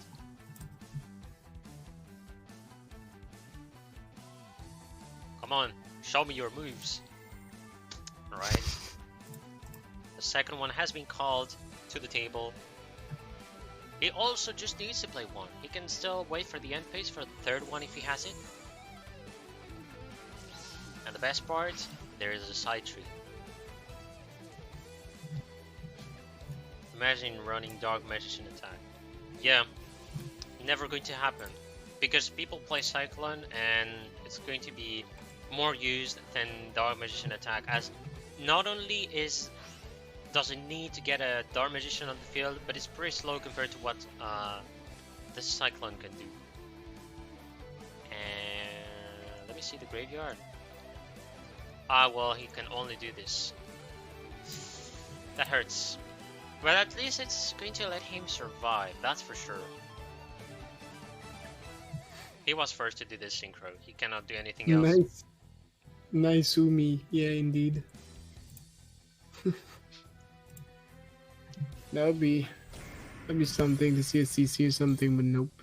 Of course not. And this is not looking good. But again, I mean, it's always tough for Christian to come back from this field. But if one deck can, it's definitely this one. There is no Necro Valley, or like Necro Valley would be unlikely, but at least there is no like Kaiku on the field currently, which definitely Indeed. helps. Kaiku is what blocks him. So far there was no Kaiku, so he's still fine.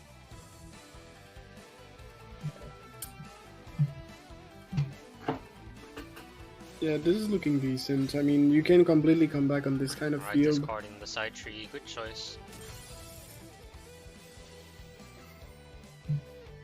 Solfafnir's effect activates. It's time to special summon another Power Ranger. Which one is it going to be? My guess is going to be Rosenix. I was so not right, wow. Thizern, alright. Though indeed it's better to get a Thizern instead of a Rosenix. I mean, Rosenix you can summon it later if you want to go for a quick synchro. Turtle banishes itself. Oh, that hurts. Come on. Come on, Contreras. This is not cool. You had the Rosenix in hand. I didn't know that. Fair enough. He special summons it. And the question... I do think he's going to use Rosenix first. Exactly. He goes for Rosenix because Thizern in the graveyard to then banish it will be more... Oh, he goes... Okay. Good choice on Just destroying gonna Umi. use Good Tides. choice. Yeah, it could be just not Tides for an effect to summon another tuner and just... I think it's going to be a Brionac. Could be Brionac, could be... I think it's only Brionac because you're playing the SSA version. The SSA version, I think they have maybe Black Rose Dragon. Some of them will have maybe Vermilion, but there's personally... Oh, sorry. Yeah, the thing is, the only thing you can go for now is Corn Gundrax, because you already used the effect of the Crystron, so you cannot do anything but machines. So you Indeed. cannot brown black rolls. You cannot. So yeah, the Exactly. That's the part part of I the missed. thing. Place the squad. Yo, what? Why? What? That's oh god, he has a level 3 in hand from yes. Okay. He searched it with Okay. the first gen Okay. That Aankara, was and actually yeah, a nice call. that That is not was really actually stupid to go really, already good for the play. navigation destruction. You thought you had a navigation, huh? What? Nicely And then- played. Really nicely played here.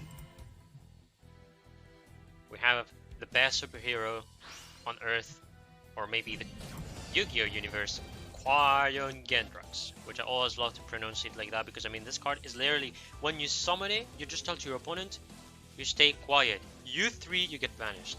Literally it goes like that. Plus the best thing about this card and his field is he has 2 cards to protect Quarion Gendrax. He's in a really good spot. Yeah. Wait, but there's still outs. I mean, you can just have one other, navigation. Doesn't seem like it. Nope, Yeah, not exactly. happening. I guess he didn't even get any cards from the Dark Magician to at least draw it. Or maybe he just didn't even use any effects. So going to be the win for Contreras again. Going to be the 5th point. I'm gonna have to change the scores of Steam.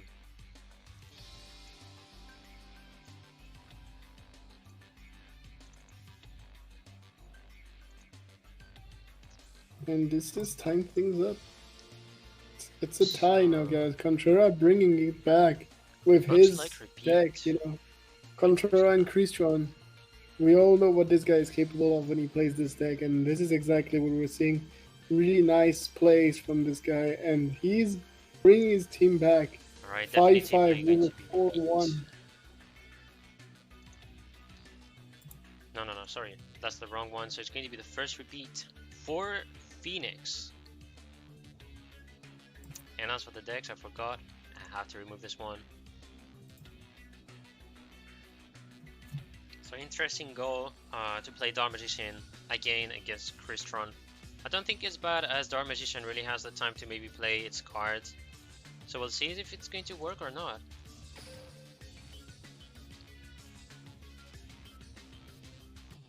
Also everybody, I'm going to be back, so I think Aankara, I'll let you commentate the beginning of the match. I'm just going to be back as soon as possible. Sure thing. Let's go. So we are in the match. Finally alone. Just kidding. Goddamn. No, joke aside. So we're in this match. They use the restart. What the hell? They use the repeat. Of course, makes sense. But at the same time, Dark Magician is not like a godlike deck versus Cristron. It's not like, oh, I have. It's not the same thing as playing versus Shiranui, for instance. Here you really can definitely lose. It's not the best counter, especially if you go second, which here is the case. Contrera is gonna go first, so it is definitely gonna be tough for Koala here.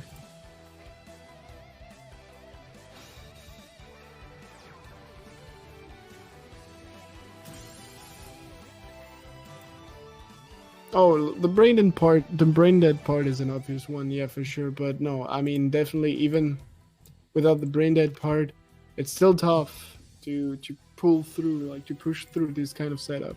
So we'll see what they can do, but it's not the best thing, not the best scenario. Not what you want.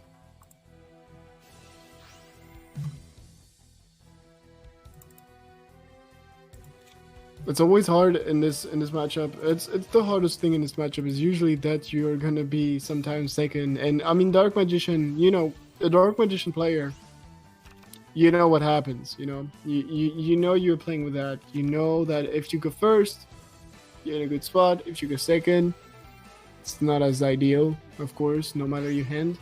And that's just something you have to live with as a Dark Magician player, I guess. You accept the fact that you want to go first in a system where going first is decided by a flip of coin. So That's probably one of the reason I dislike the deck. On top of the deck being like pretty, I mean, helmet to play, I would say.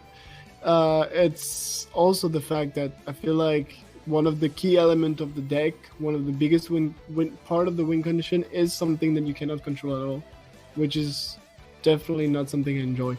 So here we're back into a situation that's definitely pretty bad actually for for Koala here, because the SSA is already on the field. We know that that means that in the back there is of course the SSA and like the whales on the field. So there is the SSA in the back. There is going to be Umi. Raigeki Break is just going to tell hell no to the circle. This here could already seal the game, to be honest, because that means no search. If there is no navigation in hand, and even if there is there a Dark Magician? Does he have an illusion magic to search it? Is that going to be enough? Because without circle, what do you do by summoning 2 magician on the field? Well, you do nothing actually. You don't do anything by just doing that. So it's a pretty tough spot here. No circle is horrible.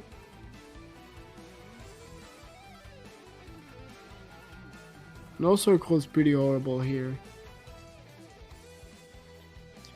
Can be horrible indeed because he's not able to banish anything. He can still tempo against it.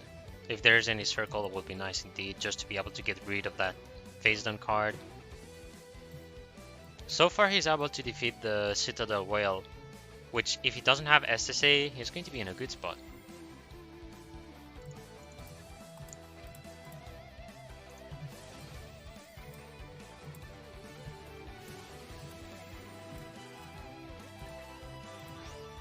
So he has SSA and Prismatic, come on. Aye, the people with the Prismatic cards, unbelievable. So, interesting that he actually goes for Ryan, banishing it and not doing the synchro with it. I wonder why. So I think he's looking maybe for... I don't think he's going to go Quarren Gandrax right off the bat. No. That will not be possible. No, I also hear you don't need to overextend like this. Like, there's only one set. We don't see delays, but if it is a navigation, it's not that scary. Again, would have probably been used already. Just summon the Kaiku and block a bit your opponent. So he's pretty safe here, and he knows it. He can go onto his combos. He can just push for the game while playing a bit defensive, while taking no really big risk. So why not? And here is just gonna go for the easy way without giving too much. He's just gonna go for Brionac, meaning he's gonna be able to force the back row if it's anything, and just go for game from there. On top of that, Tidesphere gonna allow to search, so that's one more card in hand. So even if you discard 2 with Brionac, you still have something to go with on the next turn. Really nicely done, and looking really good for Contrera. Okay, he has the full contra, the 2 cards which are going to be the back in hand.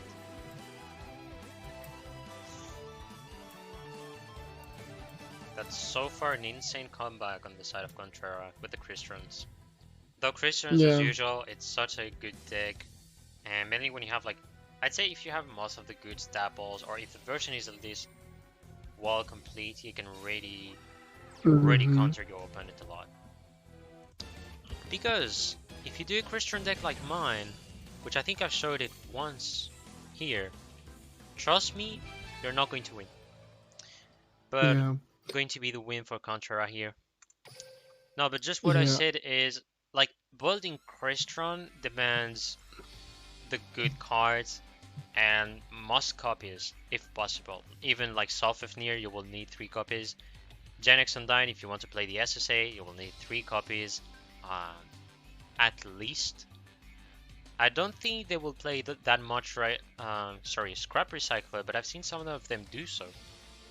Yeah, they do. Just stability-wise, they usually play Scrap Recycler, but it really is the cool thing about Crystron right now is there are so many ways of playing it. We're seeing like Wayne Kinoff, for instance, plays a lot of See You Later. We're seeing Contrera on his side playing more like the SSA version. Then we are seeing like Lightsworn, sometimes Crystron's being played, or we're just seeing like somewhat of an old school version, still playing the Undyne for more stability. So there are tons of options for the deck, Exactly. and that's what's really interesting. On top of that, I mean, Contrera, like, if you guys in the chat don't know Contrera, well, first, you've been living under a rock. Second, like, he's one of the best, I think, Christian player that we have in this community. I will always remember, 4 or 5 months ago, I decided to join an MCS with Christians and actually made top 16, I believe, with it. So I was pretty happy. But like some days before that, I'm like, okay, I'm bad with Christians, and one of my friend actually bet with me. Let's see if you're bad with Christians. Let's see if like in a week you can get better at that deck. It was not even a week; it was like 3 days, I think. And what happened is I joined a tournament for that. Like it was my second day of playing the game, of playing the deck, like almost ever. And I faced Contrera on round 2, and it was like one of these the giveaway tournament from Decade where you can play any deck every round, and it was like best of 3, but you could play anything. And and Contrera was playing something else, and I was playing Christian. He beat me on the first duel, and then he switched to Christian, and so we went on a Christian mirror match. And obviously, like, I mean, I lost to him, and then I was like, well, why did you go on through the mirror? And he was like, just to show you who's best. And it's well, the facts were obvious, but I also remember that just going for the mirror, just because he can, and he's a really good player. And to answer the question, this game is not pay to win at all. It's actually pretty. It's at best it's pay to fast, but I would say you can be free to play and win a lot of tournaments. Yeah, exactly. Though I'm not going to lie that in this with the state of the game, we're not gonna lie that it's pretty pay to win if you just plan to be really competitive by getting a lot of cards, having the meta decks.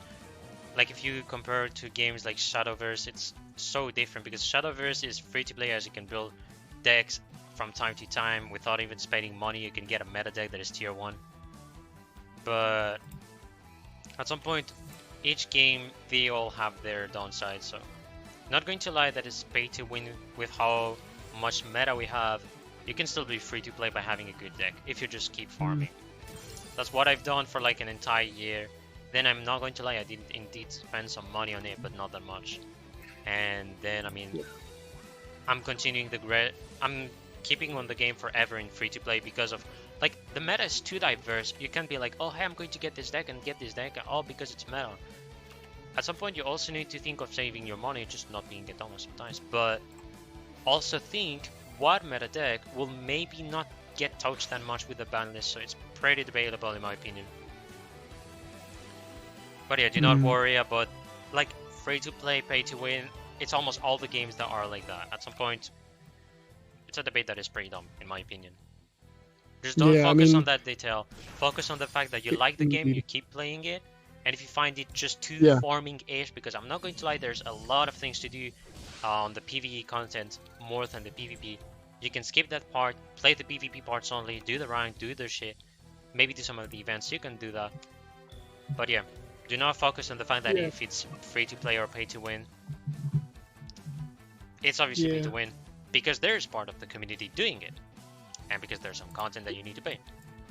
I can't say much. Yeah, as long as you enjoy the game. I mean, that's I think that's the most important thing. Enjoying the game, that's it. I mean, look at me. I'm playing Red Shadow Legend. Come on, Apps there's no more. like always, yeah. Apps is a special player with the Lunar Lights as well. Didn't even expect to see Lunar Lights. Gotta say though that I don't think you've seen that Aankara, but I'm actually going to give to everybody some fact because I mean I am part of the GLF team, which is a French clan pretty much. And we wanted to do a fun stream, so I asked Apps to do one, and I thought he had like the whole team, and I found out that he was alone. And I went with 5 people from my team, and we got 7-2 from Apps. And I was like, alright, do you have another player? Then he tells me that he has none, and I'm like, holy shit. So I was like, well, just to finish it off for fun, I'm going to join your team, and I did 3-0 against my own team. And I'm like, I think if I'm with GLF, I'm going to lose.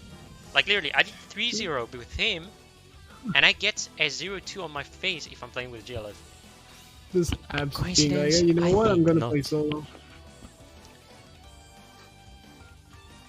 And there's the Kytroid at least preventing to be KO'd, I'd say, or just countered. It's going to be hard as he's playing Lunar Lights. I don't know how he's going to... Well, he maybe has a way to win, not going to lie. If he's able to pull off what I'm thinking is going to get the ODK in one turn. It all depends on his end. Nothing. I mean, he could have multiple hand traps, you know, and just survive from it, but it definitely not look that great. I was not really thinking of having hand traps. I was like, if he, how should I say, if he has at least one of the fusion spells, and then he has the...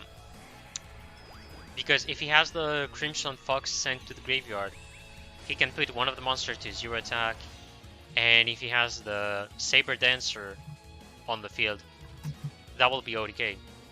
Because I do think he will have enough Lunar Lights on the graveyard. Right, so first Kytroid, then maybe a second one.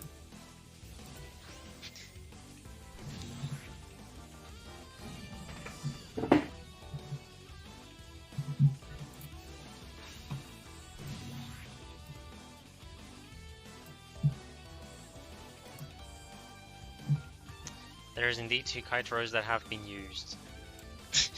Alright. So far, Apps is gliding this match. I just gotta say that. Now it really depends. If he doesn't have a good hand that will be dead, he will need to maybe play a monster in defense, waste it, and hope that there's not like any bigger monster on the field. He has to try something to defend himself.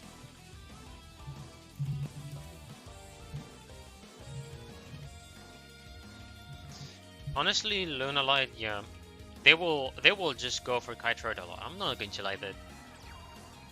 Right, he has the Lunar Light Crimson Fox. That's the start. But and then Yellow Marten, very nice. He's able to use its effect. Oh no. Yeah, nope. And now countered. So he cannot special summon Marten to then search for the polymerization. I don't know if it's special summon, I think not exactly. Yeah, Marten completely negated, but then Crimson Fox is going to do a boom, 0 attack to one of the monsters. It could be the whale, and that was my thought actually, because Amatrix will use it for another synchro.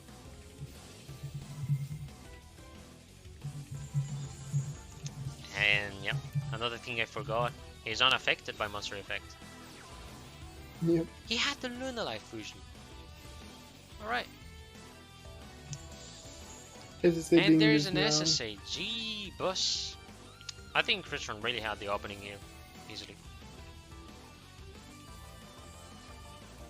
Rabbit return, the Lunar Light fusion is what they're going for. Yeah, they pretty much have to do this most of the time when you're playing Lunar Light. Like Marten is a card that you need to special summon before doing the fusion. Goes for the Cat Dancer. Okay.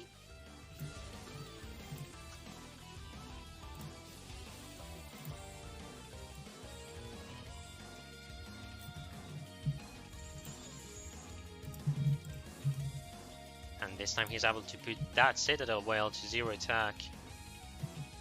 And the question is there any way to get rid of his monsters? Because you have SSA. I don't know what cards he has in hand, but this is really going to get tough. The good thing is, Cat Dancer is a monster that doesn't die from battle. That was a cheeky C stealth attack, banishing his own Citadel Whale, then special summoning it just to get back a monster with full attack.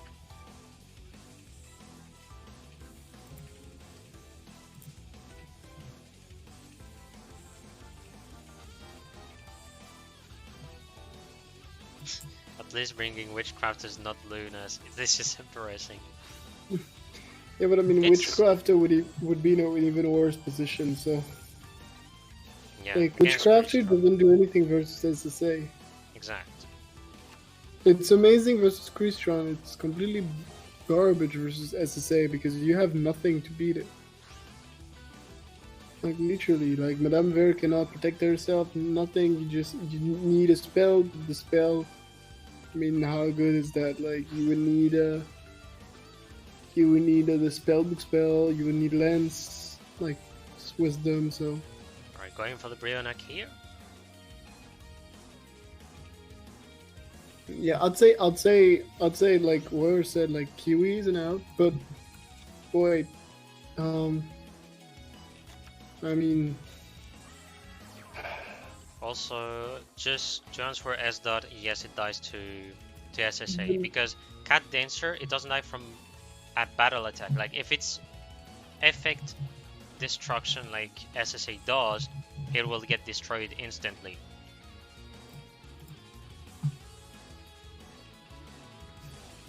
Sphere Karibo.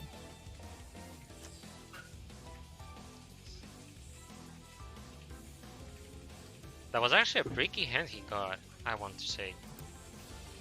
Oh, that trolley is, oh my goodness.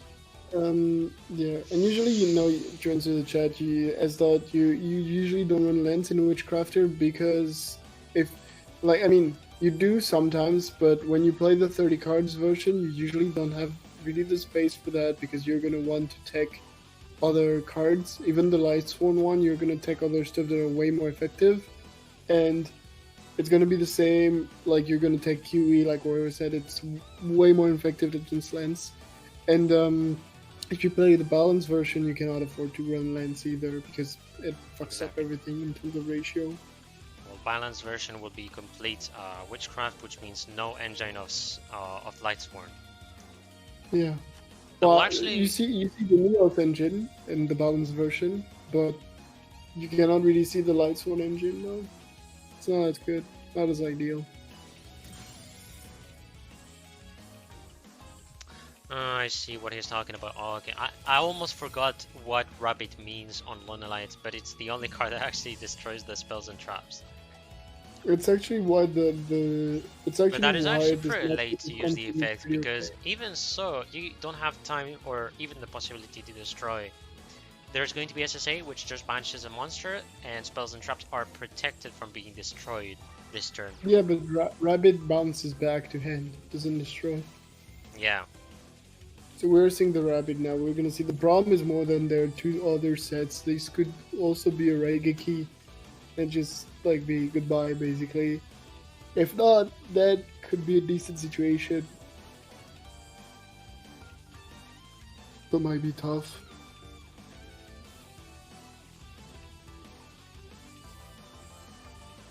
I would be surprised if like this just goes through like this.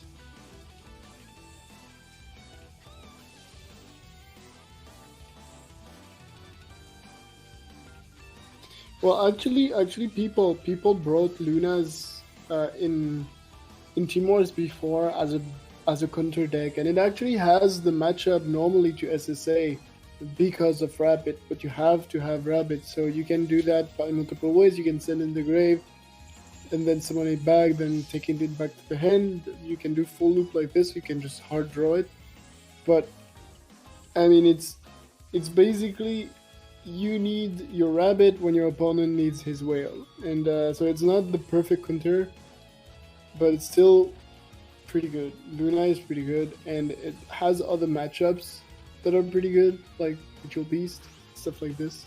Exactly. So it depends. Luna is not a bad deck in Timors. It's a bad deck in like other formats and in tournaments, I would say, because you have to side deck for so many decks, and it's still even that it's not enough. But there, here specifically, it's not bad. Just it is if the only thing you do is bounce back in an end turn.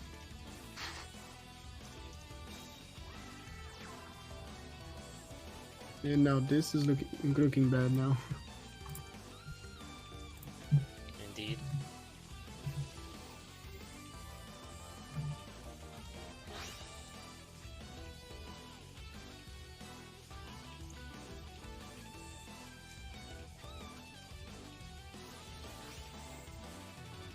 Yep, Brionic effect though not gonna go off because there is the fox in the grave.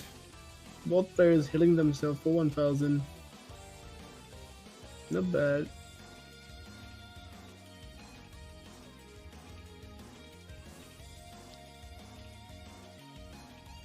But Contra does definitely has the upper hand here. Not even I'm not even sure that Montreal is not gonna win this turn, to be honest. Yeah, there's still a Kytroid, I believe. No, there's none. That should be the end, unless there's Sphere Karibo again. Well, hello. It's unbelievable. I come in Team Wars, and there's always a thing that I guess that is right, and actually a lot of things that I guess are right. It's unbelievable. Wow. No, I didn't expect to see a third Sphere Karibo, but I do remember that some of the deck lists do use a third one. Happens indeed.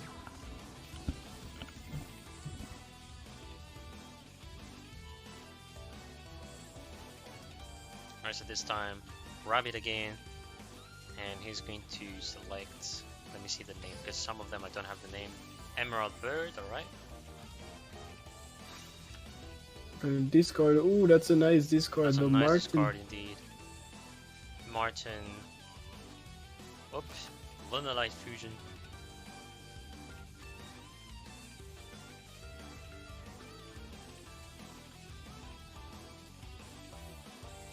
Just waiting for the magic trick. I'm gonna have White Rabbit. Yes, again, going to try to destroy that SSA.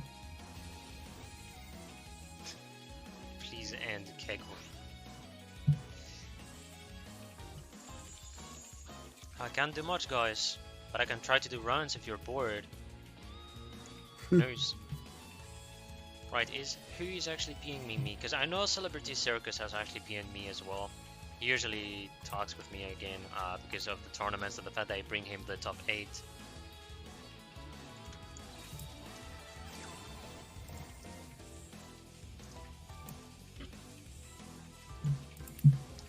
Nothing special so far. Let me see the field again. Goes for the Lunar Light Fusion. So the question is, I do think he has the possibility to do the Saber Dancer. I mean, he has 2 monsters on the field, and he should have one in the hand as well. Yeah.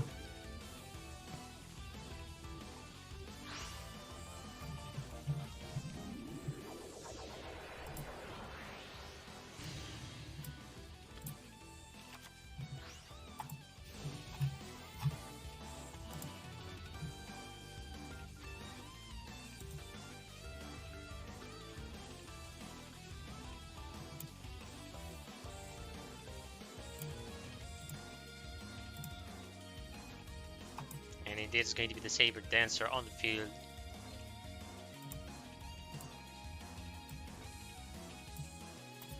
So there's no more SS. He goes for the Citadel.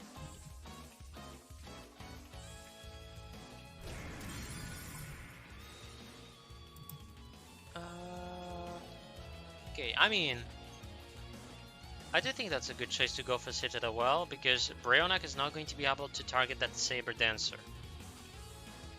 And I didn't notice that in the English version, the card is named Sabo Dancer. And I thought Saber would be S-A-B-E-R, so I don't know if this is a misspell, but that's quite funny to see that. Alright, so normal summon the side tree, going to do the normal attack.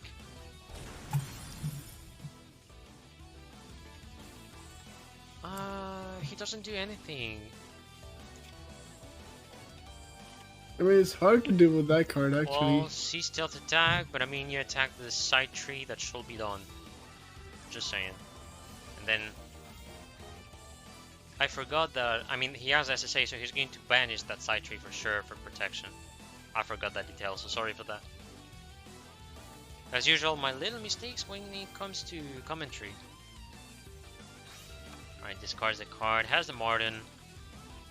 I do think he's going to go for a Rabbit soon. Yeah, it's probably gonna go Rabbit now, then use Martin effect to just protect the Rabbit again. Keep it in hand. Keep it safe. But this is definitely looking good. He can bounce 2 this time. What is he gonna go for?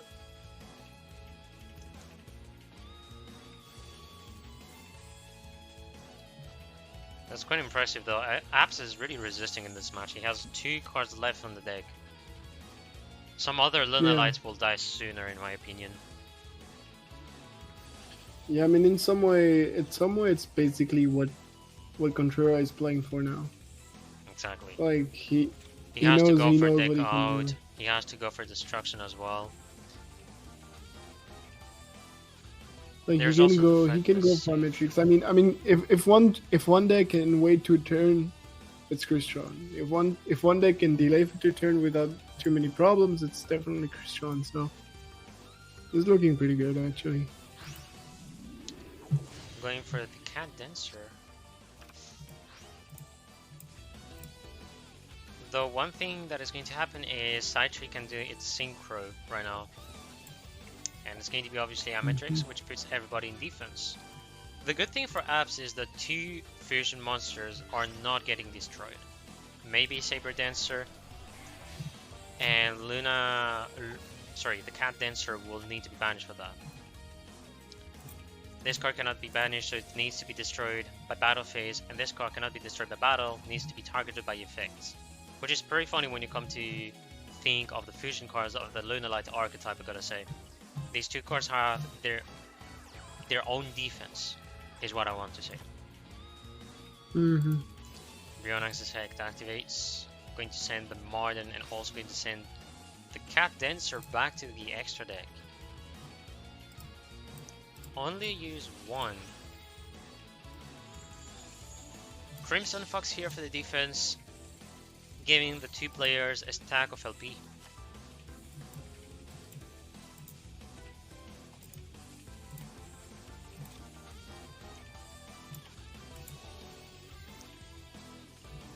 Another Sea Stealth attack, so this is the 3rd one this time.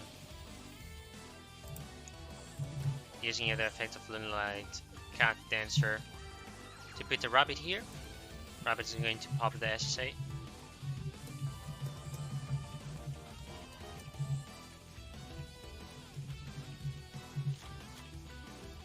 Oh, he returns them. Oh my god. I thought he pops actually. That's the first time I realized that it returns the cards to the end. Wow.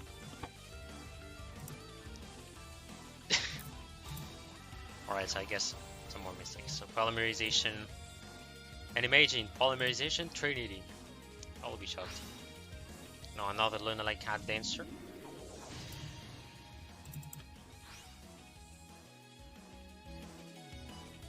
Lunalite's strongest deck in the meta, you'll see.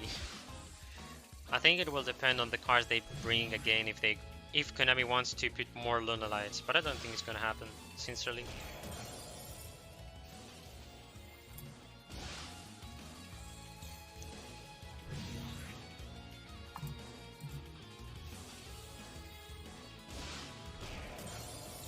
So I do think... Okay, Amatrix is going to bring a Side-Tree from the graveyard. No, he brings Ryan. Which is the question that I have. Which Synchro does he have? Because I think he has the Inzektor. He has powered the Inzektor in my opinion. Yes, he has. Because he's taking the level 3 Smiger, which is on the Banish zone. So the good thing for him is he's not going to receive battle damage. He'll still receive the effect one though. Effect damages are still going to happen.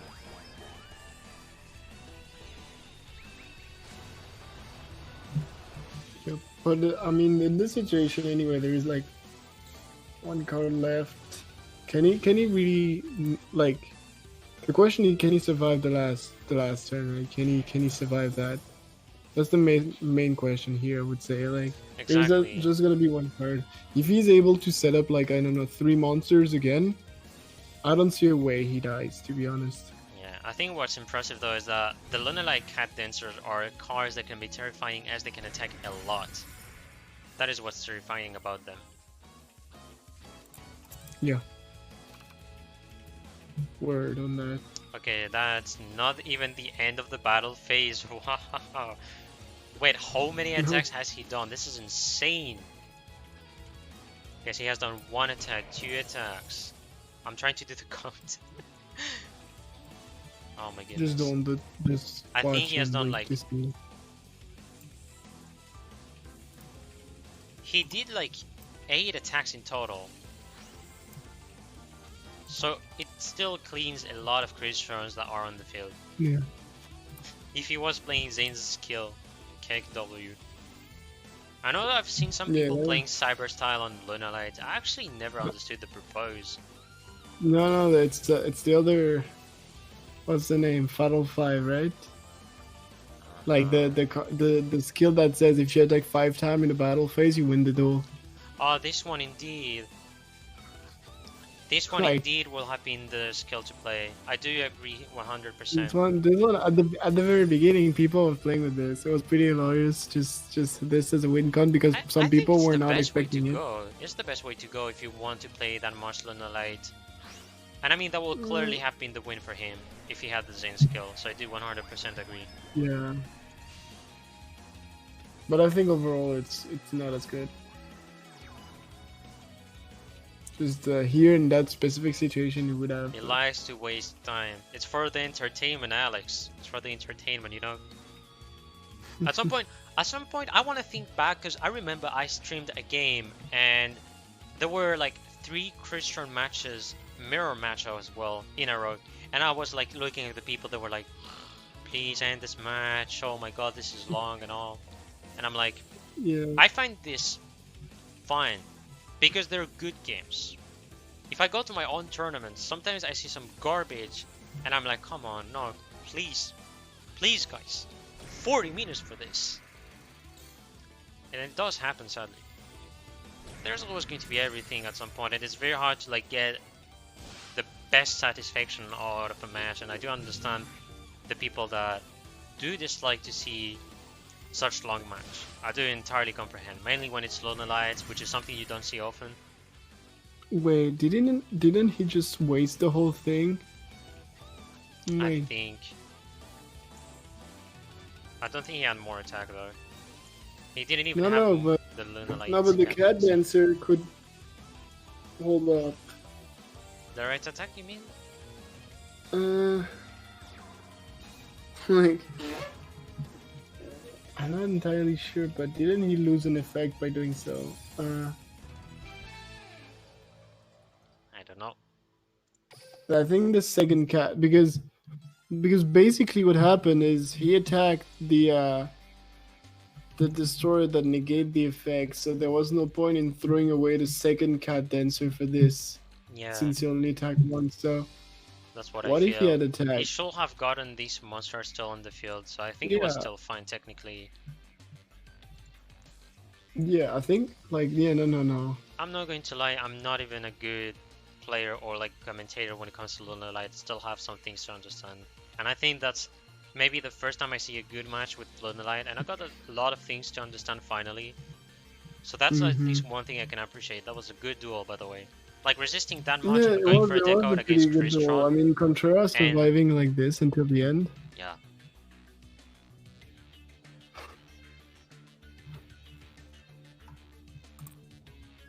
Contreras tried to give him the game, but Ass was like, nah. Oh god, Luna might repeat. To be honest, it wouldn't sound that crazy to me. But I'll see what's if the sounding team crazy goes for is that. Contrera going 6-1 now, guys. 6-1. I'm going back in the chat a bit. What did you guys say? Imagine Cat Dancer had piercing. That's called Purgatorio. But yeah, it would definitely be something. I also like that you said Cat Dancer, though I think the best would be Saber Dancer. This one will be terrifying. Big attack, stunk attack, and boom, you lose. Wow. No, but I mean, I remember. Right, it's indeed going to be repeat. Who is ready for the repeat, everyone? I am hyped as fuck. Let's go. Let's go. Yep. Let's go. Gonna ask Abs to actually make me learn more about these Luna Lights. Very curious to see though if he's going to get a better hand or anything. We'll have to see though, because I gotta be honest. I do agree it's not made for everyone. I do agree there's a lot of people hating Luna Lights. Not going to say much, guys. I respect. I respect. So let me just verify the decks and all. I think we're good with the score. I'm not wrong with anything. Except the repeat, actually. going to be the top, getting removed. Both players ready, the same positions, Abs against Contreras.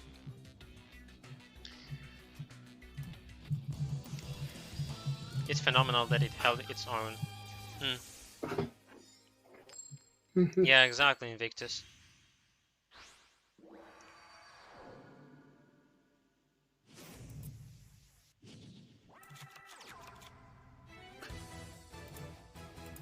Looks like we're gonna be here a while. Well, pretty much negative, and the rest, I guess. Also, I mean, I will actually ask the people to know that there's another game that I have to stream in an hour, by the way. So, if the results of this match doesn't end before an hour, that's gonna be funny because I don't think I'm gonna have time to eat. But I mean, I don't even care because I got the solution, which is I bring the food here and I'm gonna try to stream while also eating. yeah, But just eat the watermelon. not sure I'm going to have my own dinner by the looks. I'm not going to lie. So right, so yet again, Chris Run is going to begin. Moly Neg one, like you're talking to me now. Yes, no, Genshin Impact. Yes, stream that. Definitely a good game. So for those who don't know, I can talk a little bit about that because I streamed it a bit. But basically, Genshin Impact is like an RPG with like a co-op system. Mixed with a somewhat of a gacha game because you play like anime-like characters and you can get new ones to play in the RPG with your friend or solo through box opening basically. It's a really good deck. God damn it! I'm completely like damaged by Yu-Gi-Oh right now. It's a really good game. I wanted to say. The only issue I would say is that so far in the beta, the co-op system is not really big. You cannot do much in co-op. And the problem of that, Neg one, is that it's a gacha game, so you need to farm a ton like any other gacha game. The problem is compared to other gacha games where you can just AFK farm, basically auto farm, you just launch the thing and you leave. Like for, I don't know, well, even Duel Links, right? But any other. Red Shadow Legends, Summoners Wars, AFK Arena, and so on. Here, in this one, it's an RPG, so you have to farm on your own. You have to be there when you farm the dungeon, when you beat the bosses, when you do camps, when you do everything. So you farm by being there. So if the co-op system, if you don't have much to do in co-op, and if co-op is not interesting, that means you're just going to be sitting in front of a desk for hours, just spamming the game. And that is not the most entertaining thing to do, especially solo. So it is a good game. It has a lot of potential if the co-op system is improved. I'll definitely play it when the day come out, and I will play it even more later this week. Probably I'm gonna play it tonight for sure. But this is only the beta. Everything is gonna be reset at the end. And yeah, it's a definitely a good game, but has a big flaw in my opinion with the co-op. And if that is not worked out, it's gonna fail. Yeah, that's my opinion. Yeah, exactly. For me, developers that go for beta versions and ask the people to actually play on them, they're really trying to make a game work very nice and all, because you always need the opinion of others and just know what is actually having issues. Like, even for example, because I'm playing Call of Duty Mobile, they had to do the same, asking for people just to join the game and maybe try out some of the modes and etc. So, okay, so there's the SSA. You also have 1000. Sorry, he has a stack and 150 LP. Going to be interesting to see what he's able to do. He's first of all able to send back to the end the SSA, which is always good. No, this is definitely a way better situation. His issue is going to be the side tree. Definitely. Yeah. Can't really do anything about it. I mean, but again, if he gets rolling here, he just needs to keep on doing the loop. Like basically, like summon Martin back. You know, get the well, I was gonna say get the rabbit back in hand, but not gonna happen apparently. And just keep rolling with that. That's not gonna happen. This time the rabbit is going to the grave. The C-tree is gonna be enough to defend this time, so it's looking pretty like tough. But again, I mean the matchup is definitely in favor of the of the Lunalite. Sorry, if I mean, if you're able to get the combo rolling. If the combo blocks at some point, then the matchup completely shifts into Christian's favor. So, tough call, Exactly. tough matchup, but you have the advantage if you have Rabbit. If you Yeah. don't, you're clearly behind. I still gotta say though, for like seeing a player going with Lunalight against Christian, I gotta say, very few players will think of doing that, and I think that deserves some props because they will use any other deck against Christian and just try out with like a tier deck and all. And it's very interesting to see how Lunalight can also try to defeat the SSA version. Like, I've never seen this matchup yet, and all I can say is props to Apps for that. So you got Dancer, the Crimson Fox activating its effects. One thing that is still fine is they're going to be in defense but not destroyed by battle. That's the only good thing so far. So Side Tree, Amatrix, and also getting himself the 100 life points. If you want to dodge the 100 life points, people use the toggle on. Just a little fact, but I mean at the beginning of the battle phase you can go ready for the Matrix just to avoid that little damage. Yeah. That's one thing that is possible. Yeah, unnecessary to take them, for sure, but if it doesn't matter in the end, it's fine. We're gonna Let's have see how it goes Sulfur here. It might be tough. We'll see. Just again, the main problem is if you don't have Rabbit, at some point you don't have anything to go further with the deck. So Rabbit is needed, definitely needed fast. So hopefully he has a second one in hand, or can bring it back from the grave with an effect. If not, it's gonna be tough.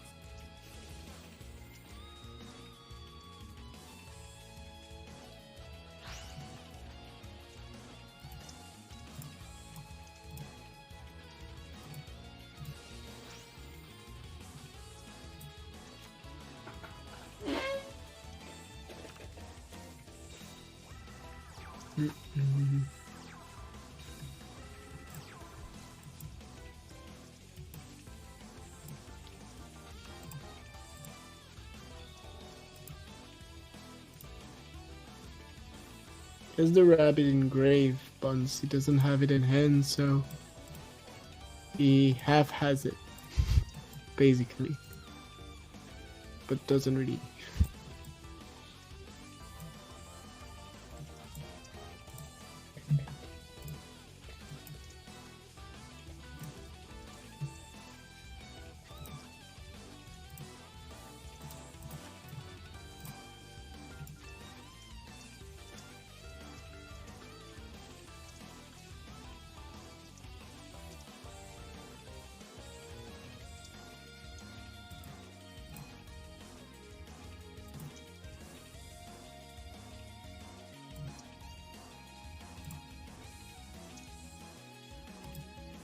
So, how does that go?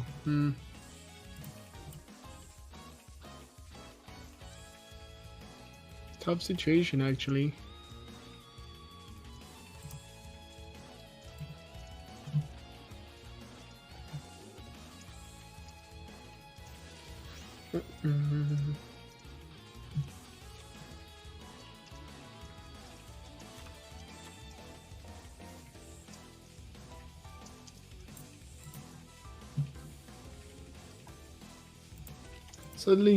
Sadly, there's not much to commentate here, guys. We're just waiting to see how the whole thing goes. Except me, who is actually checking the APK versus TZ channel, because yes, guys, I'm going to do a second game very soon. Double stream, that's the combo. You see. So let me see the field. So that zero defense is not even going to matter for the Lunalights. They're not destroyed by battle, except because of SSA. That's the thing. But what time is your next match? In an hour. In 30 minutes? In an hour. Oh. Okay, an hour should be fine. It should be okay. Yeah. Okay. Otherwise, Thanks again well, for taking over in this one. I think if we're late, they may go with another streamer or something, so they'll tell me about it. But I do think we have We time, you know? There's going to be the Kytroid, Yeah. double stream true combo. Alright, so for those that are interested to know the next stream I'll do, which I do guess it's going to be on the, not on the main channel, but my channel. It's going to be Abusement Park against Tier 0, APK against TZ. And the stream will begin in an hour. I'll inform everybody. I don't know if there's going to be another streamer doing it, but I think the referees and everyone from the team will tell you who's actually going to cast, depending on how this match ends. So stay tuned. It all depends on Contrera. Contrera is going to have this game, in my opinion, so far. Like, SSA is a nice Tolly card. It's just really hard for Lunalight to actually defeat this kind of deck. And so far there's not the two Kytroids, maybe Sphere Kariba, but I don't think there's enough defense for him. Going to be the end of the turn for the Lunalights.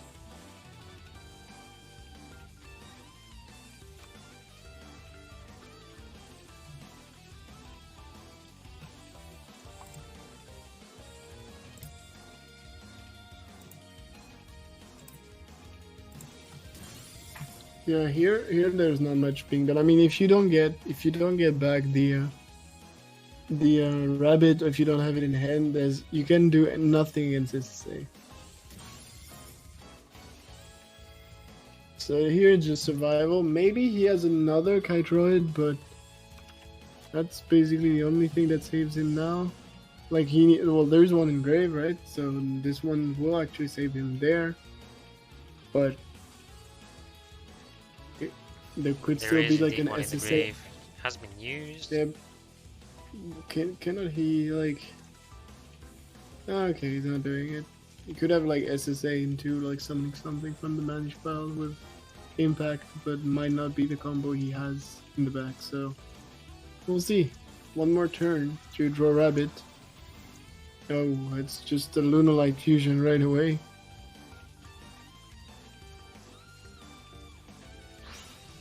Still going to be able to do fusion. Alright. Exactly, draw rabbit or bust. Pretty much that. Lunalight Crimson Fox. Emerald Bird. Kokahatsudo. Which I don't think is the real translation in Japanese, obviously. It should be different. Yeah, effort out on this, but I mean, sometimes you will use the katakanas, but I don't think there's katakana in such archetype, honestly. Nope. Yes, a Lunalight effect not working, of course. You summon it back from the grave with the effect of Emerald Bird, so it doesn't work. But nice try though. So we're seeing now Martin being summoned. Still though, that means no rabbit here. At least now he can normal summon, because I think he didn't normal summon yet, I believe. Why not do that? Okay, it doesn't change anything. He's just gonna summon something back now. Gonna be able to bounce back the two if the set is not like a Raigeki or something, because we've seen Contrera playing them. Alright, so yet again, Rabbit going to bounce on this 2-spell Trust back to the hand. The Sophifnir getting banished. And if you can do a fusion, that's going to be the win for Lunalight, definitively. That's going to be the win for him, because he just needs to use the effect of the Crimson Fox sent to the graveyard, putting a monster to 0, and Cat Dancer should be able to attack twice.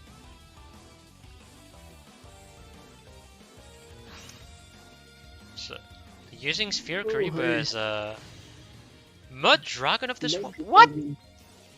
What? Okay, I like that. I like that.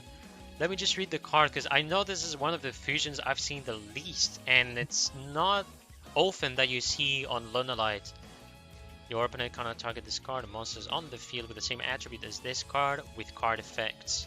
Oh, that's actually really nice. Once per turn, you can declare an attribute. This card becomes that attribute until the end of the turn. Yeah, that was good. No, Wild Fox is Dragon not declares Dark. Well, I don't think it changes anything, but I mean, Amatrix no, getting but- destroyed. I know, but Fox is not a hard once per turn. It's not even a once per turn at all. Well, Mod Dragon of the Swamp is, from what I've seen. Yeah, Like the declaration of the attribute, I mean. yeah, Mud Dragon is. The Fox is not. But he's still gonna be able to protect himself. Be destroyed.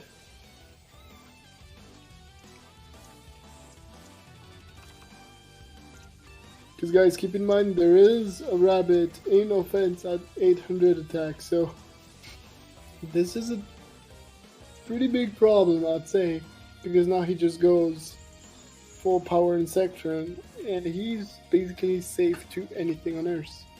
Yeah, monsters are not going to get destroyed, so he needs to put it in attack, not in defense. Well, he got... Well, I mean, you know, it doesn't even change. He's not going to receive battle damage, but just effects. Wow. And now that's pretty much over the rabbit.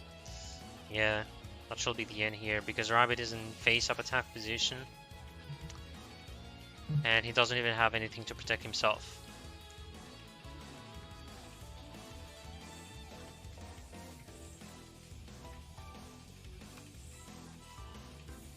Yeah, there's nothing here. I mean, the play was nice, but Contra could protect himself from everything. That's the strength of Christian, just being able to basically like just float through anything you throw at them. There is no way you push through this deck's defense, and that's basically what's happening here. Contra 7-1 in this match, 8-5 for the Immortals. May I remind you guys that the Immortals, they are fighting for this wild card spot, and right now this wild card spot is right there in front of them, and Contra just put all his team on his back, and he's literally carrying them down the road. So this Yeah, is an exactly. That is an amazing insane job. comeback on the side of EMT, because actually there was Yeah. Akuma carrying his team at the beginning of the match, and Contra is just putting that Contra thing. He's like putting the Uno card, you know what I mean? Uno reverse card. Yeah. That But there's still literally the possibly Uno some reverse. surprise on the side of Immortals. And also Phoenix. Gonna be the turn of Novice, which actually is a player I've known on the previous server like months ago. Just for facts. Let me put the name. It's gonna be Novice. I think it's 99. No, nothing is put, but I think it's Novice 99 generally. Yes, it's 99. So 99. All right. I put the exact nicknames here. The last I've player. sometimes No. got some mistake for just one letter, and I'm like, I hate that. No, just put the 99, alright? It's 99, it's not 69, Yeah. it's fine, it's just some name, guys, but we like Nobis 99, alright? Oh man, no, for real, damn for it. real. I have so much fun commenting Team Wars, because it's always a different feel, because you know you're going to see some insane matches. And if in my tournament I see an insane match, you will see me just being insanely loud, because you don't see that often. And for real, I've seen some epic matches as well. We're just gonna go with them, and let me just verify the scores for both teams. Everything is correct. So Yamayuki against Mako Tsunami. I have no idea what deck he's going to use. So we've seen quite the things on the side of Phoenix, so possibly a lot of surprises as well. Let's go. This might be the last best stuff. The last two matches, because the main issue here for Phoenix is that they have used, I believe, everything they could use to counter here, to counter the Christian deck. So I'm not sure they still have stuff left. Exactly. So they still have Sabers, which is somewhat decent, but still SSA has the advantage here. If it is Saber, otherwise it might be a second Lunalight, but that would be too much, I'd say.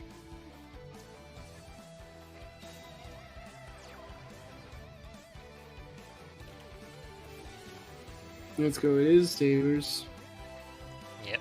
Yeah, Christian We break that back happened. with a classic. We have the not Sabers on the field.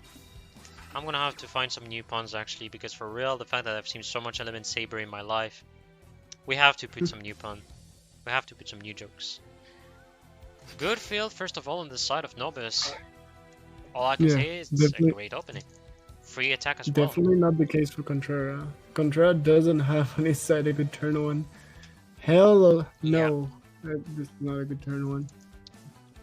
He has the middle finger ready though to just insult Konami for not giving him the good hand here for sure, because Yeah, the for fact that he sure. doesn't even have any monster against Element Saber is generally dangerous, as on the next turn you're going to get countered easily, and that can actually go very nuts, and Element Saber just getting the good field. So everything will depend on the 2 cards that he has set, on the monsters that he decides to play as well, and he sets a monster.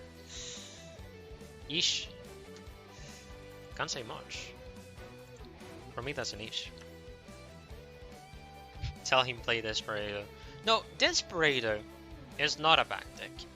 It is not meta, obviously, but it's not a bad deck. And there is still quite a lot of ways to play Desperado. I mean, it is there, you know? It's a deck that is there, that you can actually trust on it most of the times. With a Black Salvo, for example, which was the card that made the deck even better. So there's quite lots of ways you can play Desperado if you want to. Will be fun indeed to see some Desperado someday back in the Team Wars. Will depend though on how the meta is going. I'm not going to lie that when you see Desperado decklists from the past, they rely too much on I have Desperado in hand, yes, and then you don't have it and you're just effed. Literally, because you don't have this card. And when it comes to research this card, it's pretty bad. Like, I remember back when they released the Structure deck, I even bought Desperado for the first time. I was like, well, Desperado, I love the mechanic of the card with the coins. Going to buy it. I went for that, and the first skill I thought that I had in mind was actually Josen's high level. So, I don't know what card will be able to let you search Desperado easily, but the day that this happens, maybe the deck is going to get stronger. Because I think they depend a lot on Cup of Ace, which is you draw 2 cards. So Yeah, it is. I mean, Desperado is like it's a really tough deck to use. I mean, it has some decent matchup, but like you said, like not drawing Desperado is an issue. And on top of that, you find often people who don't know how to play against the deck, and that's usually why you win. Like people, you know, that don't know that, for instance, if you Canadia a monster and then destroy it, it's fine. It won't summon Desperado. yeah, Or if you exactly. floodgate or anything. But the main Or, issue is like- actually how to counter Desperado. Like, I'd say it's easy to defeat over him, but to counter it and just block the plays, that's what I'm going to say is the strength of Desperado. They don't have the most counters, I'd say. They will be countered if you, for example, start and say, well, I'm going to use System Down, for example, could be something that works. Because I guess as a card, let's say you have cards in the field, well, all of these machines are banished. Obviously, it's a side deck card, but if you play against Desperado in tournament, I mean, it's like you're playing against Christian, just that it's less strong. Going for the cost hitters, for the protection. Not going for the Purga, for some reason. I don't know why I've done their Spanish air, but okay. Or even the Japanese one, I don't know. Like, oh man, out of nowhere. I actually have a fun fact too, because I remember, because I mean, I've taken some Japanese classes. The first time I actually asked the question about the R pronunciation in Japanese. For example, for ra, ri, ru, re, ro. I was actually asking the teacher if I don't have to do it a bit like the Spanish people, and she said no, and she laughed so hard because she was thinking of ra, ri, ru, re, ro, which I'm like, this is the double R, this is not the R in Spanish. And I think this is something a lot of people do not know about Spanish. Double invocation, by the way, first Cositus, second Purgatrio, excellent field, got nothing to say. That was actually, first of all, on the previous turn he normal summoned the Aleister. Then he flips it down. He knows he cannot do the battle phase. Great play for doing that, because then you flip out the Aleister, letting you search for another invocation. And being able to do invocations is very good. It is. It definitely is. And he's in a pretty decent spot right there now. Then going to be the end for Contreras. Going to be a win for Novice this time. And we're gonna have 6 to 8. Question of the day or the night. Are we going to see a comeback from Phoenix? And by how much is my question.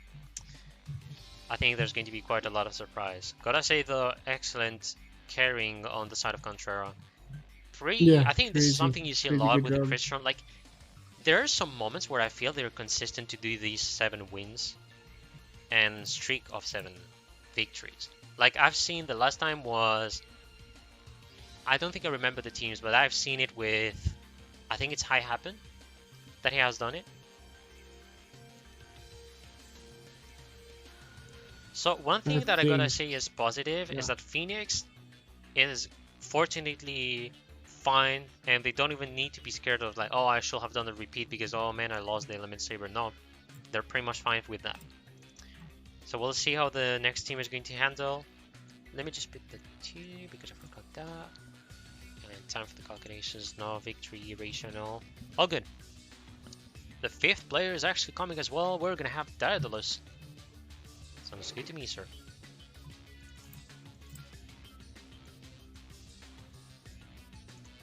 We're gonna pick this. I'm gonna pick that. And both of the players are ready. We're just going to join them right off the bat, everybody. Again, good luck to both teams. And we're gonna have Yusei. So I think we're back with Shiranu. Otherwise, it's going to be Dark Magician with the tie that bins. This is my guess.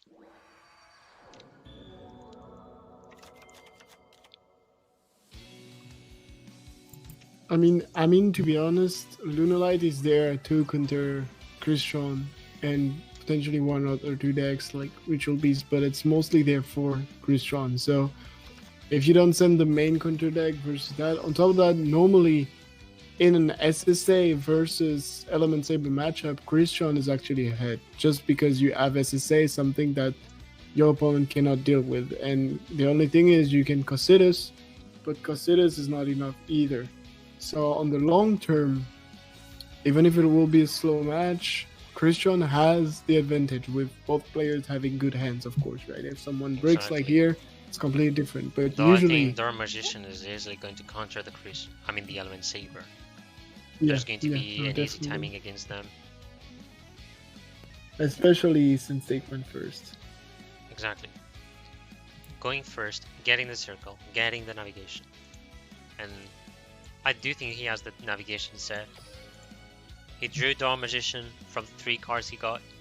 Obviously being something random, like you cannot be like, oh hey, I use circle, I can search. No, it's going to be always random. 3 cards, you never know what you're going to get. Can be navigation or not, Dark Magician or not. It's pretty interesting though, because circle is such of a lottery card, pretty much. You use it, and on the 3 cards, if nothing lists Dark Magician, that's dead. Pretty much.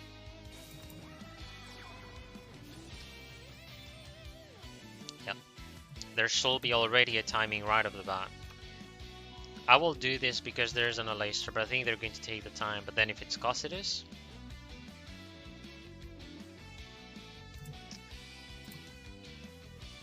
is there an answer on the side of Daedalus is my question. He does. He's going for the banishing of Aleister.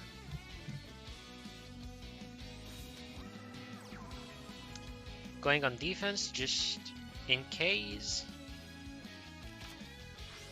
Dark Magician and Magician of Dark Illusion, going to banish that Aleister. I do have a feeling though that he has another Aleister. Otherwise, well, he's going to get countered entirely. 3 cards set as well.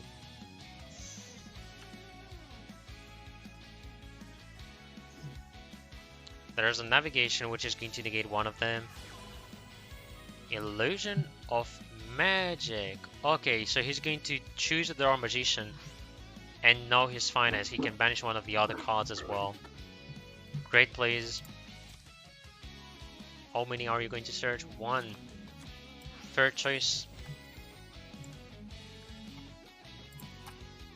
Magician of Dark Illusion. The Fiendish Chain going to get the navigation. If there's a second navigation, he's going to be sort of stuck, but not really. There's still a way for him to actually come back. So Fiendish Chain is negated. Dark Magician special summon is going to banish one of the cards.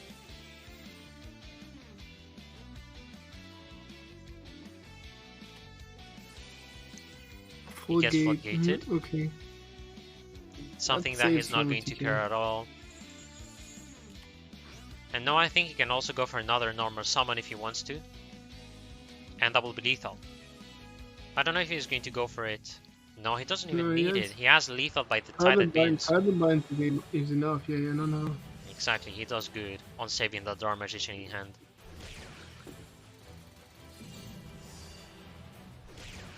And it's going to be lethal. a win for Daedalus. And this is 6-9 now. Exactly. Well, we got to that number, guys. I can't believe it. Yep. The The best number, of course. Just miming up with the 6-9, obviously. So for the scores, where is Daedalus? Daedalus is down here. And now for the deck images. There's one more deck on the side of Novice. Let's see what he's going to be bringing.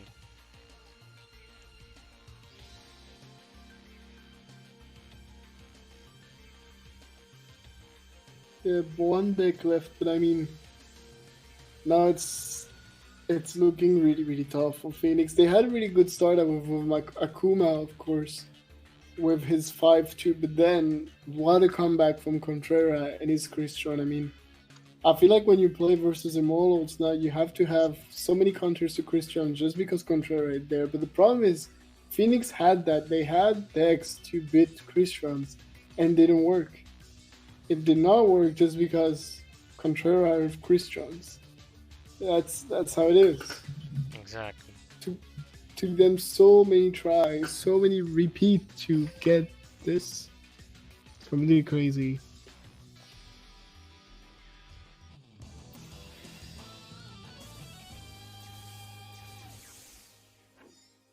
And we go for the last match.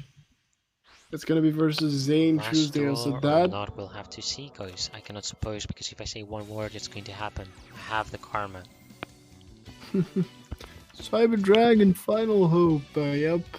Alright, so great choice for going Cyber Dragon against Dark Magician, just to tell him to shut up and appreciate the speed, the beautiful Cyber Dragons. Because I mean, they're pretty much sick when it comes to design of the cards. And the other thing is, against Dark Magician, you just banish the cards, you destroy them, you're fast, you don't care about the cards, you just pop them. You just go very fast, like literally. I mean, No, here, as for to the be honest, Oh, you sorry. need Cosmic Cyclone. Here, he needs Cosmic Cyclone. Yeah. If he doesn't have it, it's gonna be an issue. I forgot there's Hate Grenade they can use actually. But I'm thinking if there's not anything as semi-limited that they can't use, I don't think so.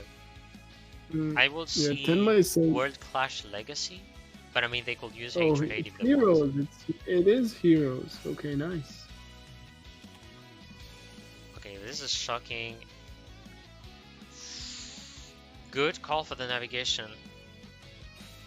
Just instantly, Oh, Yeah, and now the he'll have Cosmic to Cyclone. go. So He'll have to go banish the circle, or else he's going to get countered for the rest of the plays.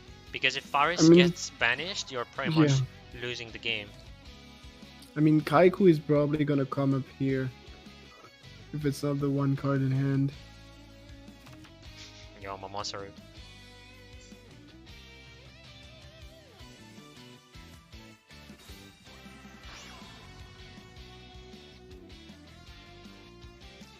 So there's the cute boy Faris. Faris is going to bring us increase. Hopefully not Bayan. just saying that because I've seen some people bringing a Vian on the spell track zone. And I think it will depend, like, it happens if you have all the increase in your hand. That I will understand. But for most of the time, if someone ever plays Vian and puts you on the spell trap zone, that's an F. So there's indeed the Kaiku, which is stopping some of the and plays. Stratos Spell now. trap destruction, sure. The God End. Dark magic expand. At least it forces the user to waste the spell. The issue is I don't think he's able to actually get a polymerization right now. I think he's blocked from that. One thing that is still going to be fine is that he can have 3 monsters the next turn maybe. We'll see. Imagine, like, right now, Plasma. Okay, so increase... Oh, indeed. If there is any Plasma, I'm going to be shocked. I do agree with that. Because you cannot do anything with Vian. I mean, you can do the first effect, which is sending to the grave. You I cannot see do what the Tekla second, said, which is exactly, exactly. He has Master of Fusion as a skill, He exactly. can also get poly with Holy moly. high. I did It's not happening. forget the name of the skill. Unbelievable. Trinity. Alright. The Superhero Trinity. Clean the fucking board, please. Yeah, that's Get out of here, Dalmatian. We want to see some true hero. Trinity with a swag with a triple attack.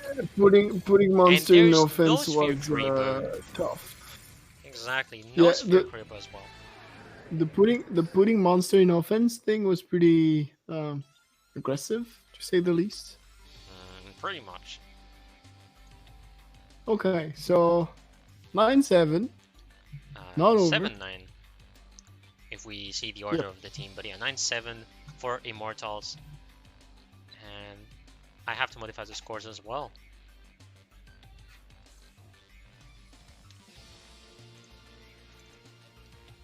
And we're gonna have this. Yeah, you can summon an attack versus Master of Fusion if they have lost LP. Exactly. Let me just join the match as well. And here we go. Next match, still 7-9. Just one victory away for the Immortals, but it's heroes. We know what heroes do. First of all, they always win in the end.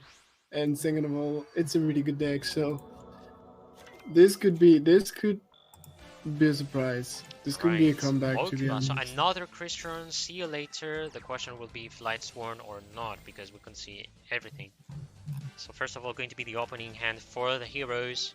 Discarding the Malicious, special summoning Forest, and also getting himself the Increase. Banishes the Malicious just to get this stupid Malicious. Then you're going to use Increase on the Malicious just to get at least a better monster, which is going to be the Vian. Vian is going to let him send a card to the graveyard and maybe use his effect if he's looking for polymerization. A classic, everybody. A classic. I know all my rhymes, everybody. So now my question is which card he's going to send in the graveyard. Some of them wants to send Celestial, but they also send other cards as well. If he goes for that play, my guess is he's not going to go for polymerization turn 1. He's going to go for turn 2 instead. And that's what he does. He puts one spell card just in case. That's a board versus Christian, not gonna lie. It is. 100% it is.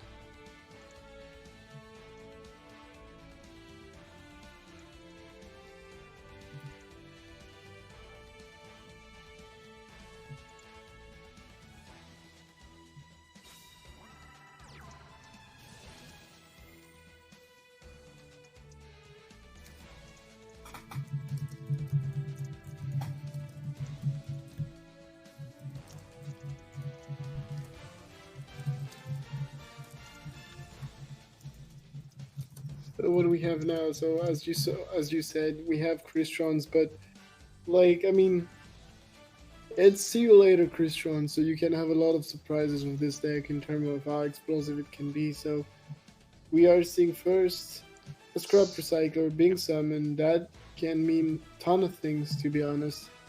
He's going to go for Self-Ifnir or going to go be for there He goes right for away. Brashyordle. Going for the Turtle. Okay. Didn't expect that move, so I think he's going to go for the Makes- earliest Guardian Gandrax ever. Yeah. Yeah. When you go turtle, you want to go coin Exactly. because you want that one Exactly. extra special summon. Without Turtle, I don't think they're actually able to do any Guardian Gandrax. Like, you Yeah, need no. Turtle in that case. But also the good hand. Seems like he Sizeverse, we does have the have Cutie it. Pie number 1. Destroys the Scrap Recycler. What we're going to get? Goes for the Ryan, so that means he has the Ryan in hand. If it is the case, that's bug. Then Prasiorel. And it is Orion. We are gonna see Corin Gandrex turn 2 because Unless why wait? Treacherous Trap Hole. Which I think is a lie. What I said. I'm guessing mass change, to be honest, and that he's just gonna use it to save a monster. I was actually joking, as I remember there's a semi-limit Yeah, to cool. 2 on Bayan and Treacherous Trap Hole, Happen. so they cannot really play that card. They could though play Void Trap Hole, and Void Trap Hole entirely destroys Guardian Gandrax if that was the case, but I don't think they play such card. Okay, so sure, it's a good choice to go for Celestial and banishes 2 other cards.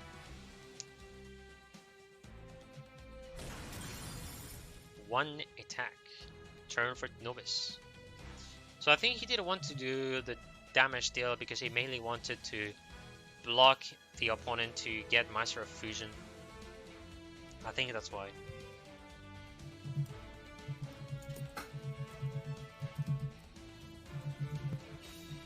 Sets a Yeah, but that monster, makes sense. sets a card. Going to be the end of the turn. Entirely blocked.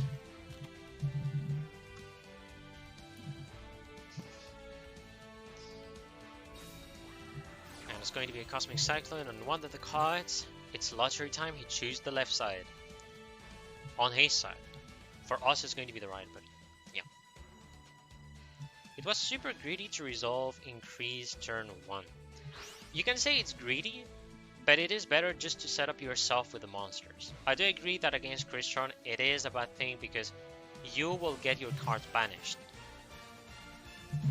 But in that case, that means the opponent will not even do the Quarrying Gandrax early.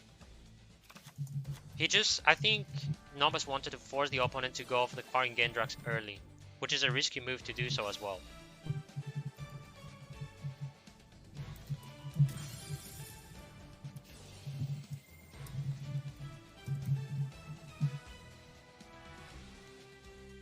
This is looking.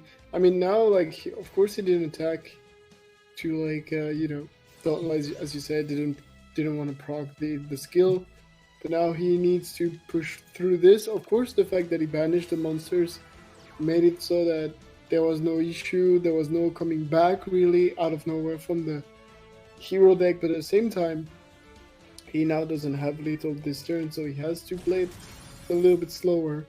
Set increase sent to the graveyard, but still, he's in a way better shape. He has defense. Oh, the Cosmic Cyclone, that's gonna be nice though. Cosmic Give him Cyclone, Master of so you Fusion. can do Master of Fusion, but I think it's over. I mean, he has one card.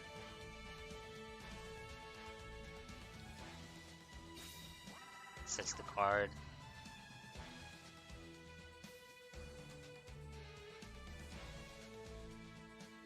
And now doesn't seem to be anything. He just showed that he has a spell trap. And this is over, guys. Congratulations to Immortals for winning this match, and also I think getting the wild card, if I'm right, or just obtaining it, or get qualified. Yeah, I mean, they are at least still in the race for it. So they needed a win. They got the win, so that's big thing for them. Again, massive congratulations to Contrera for this crazy 7-2 and this crazy comeback.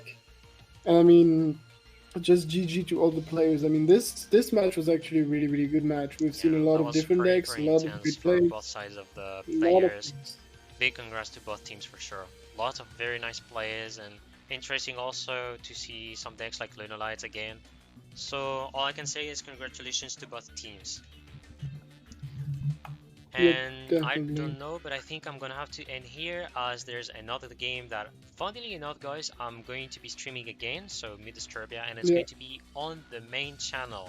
So I'll see you pretty soon, I think in 20 minutes or something.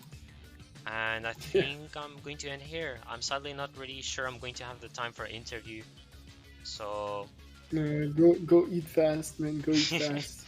thank you very much, though. Hopefully everybody enjoyed these duels, and hope you enjoyed the casting today. So with me and also along with Aankara. And all I can say is see you pretty soon for today. See you guys. Yep. Peace, guys.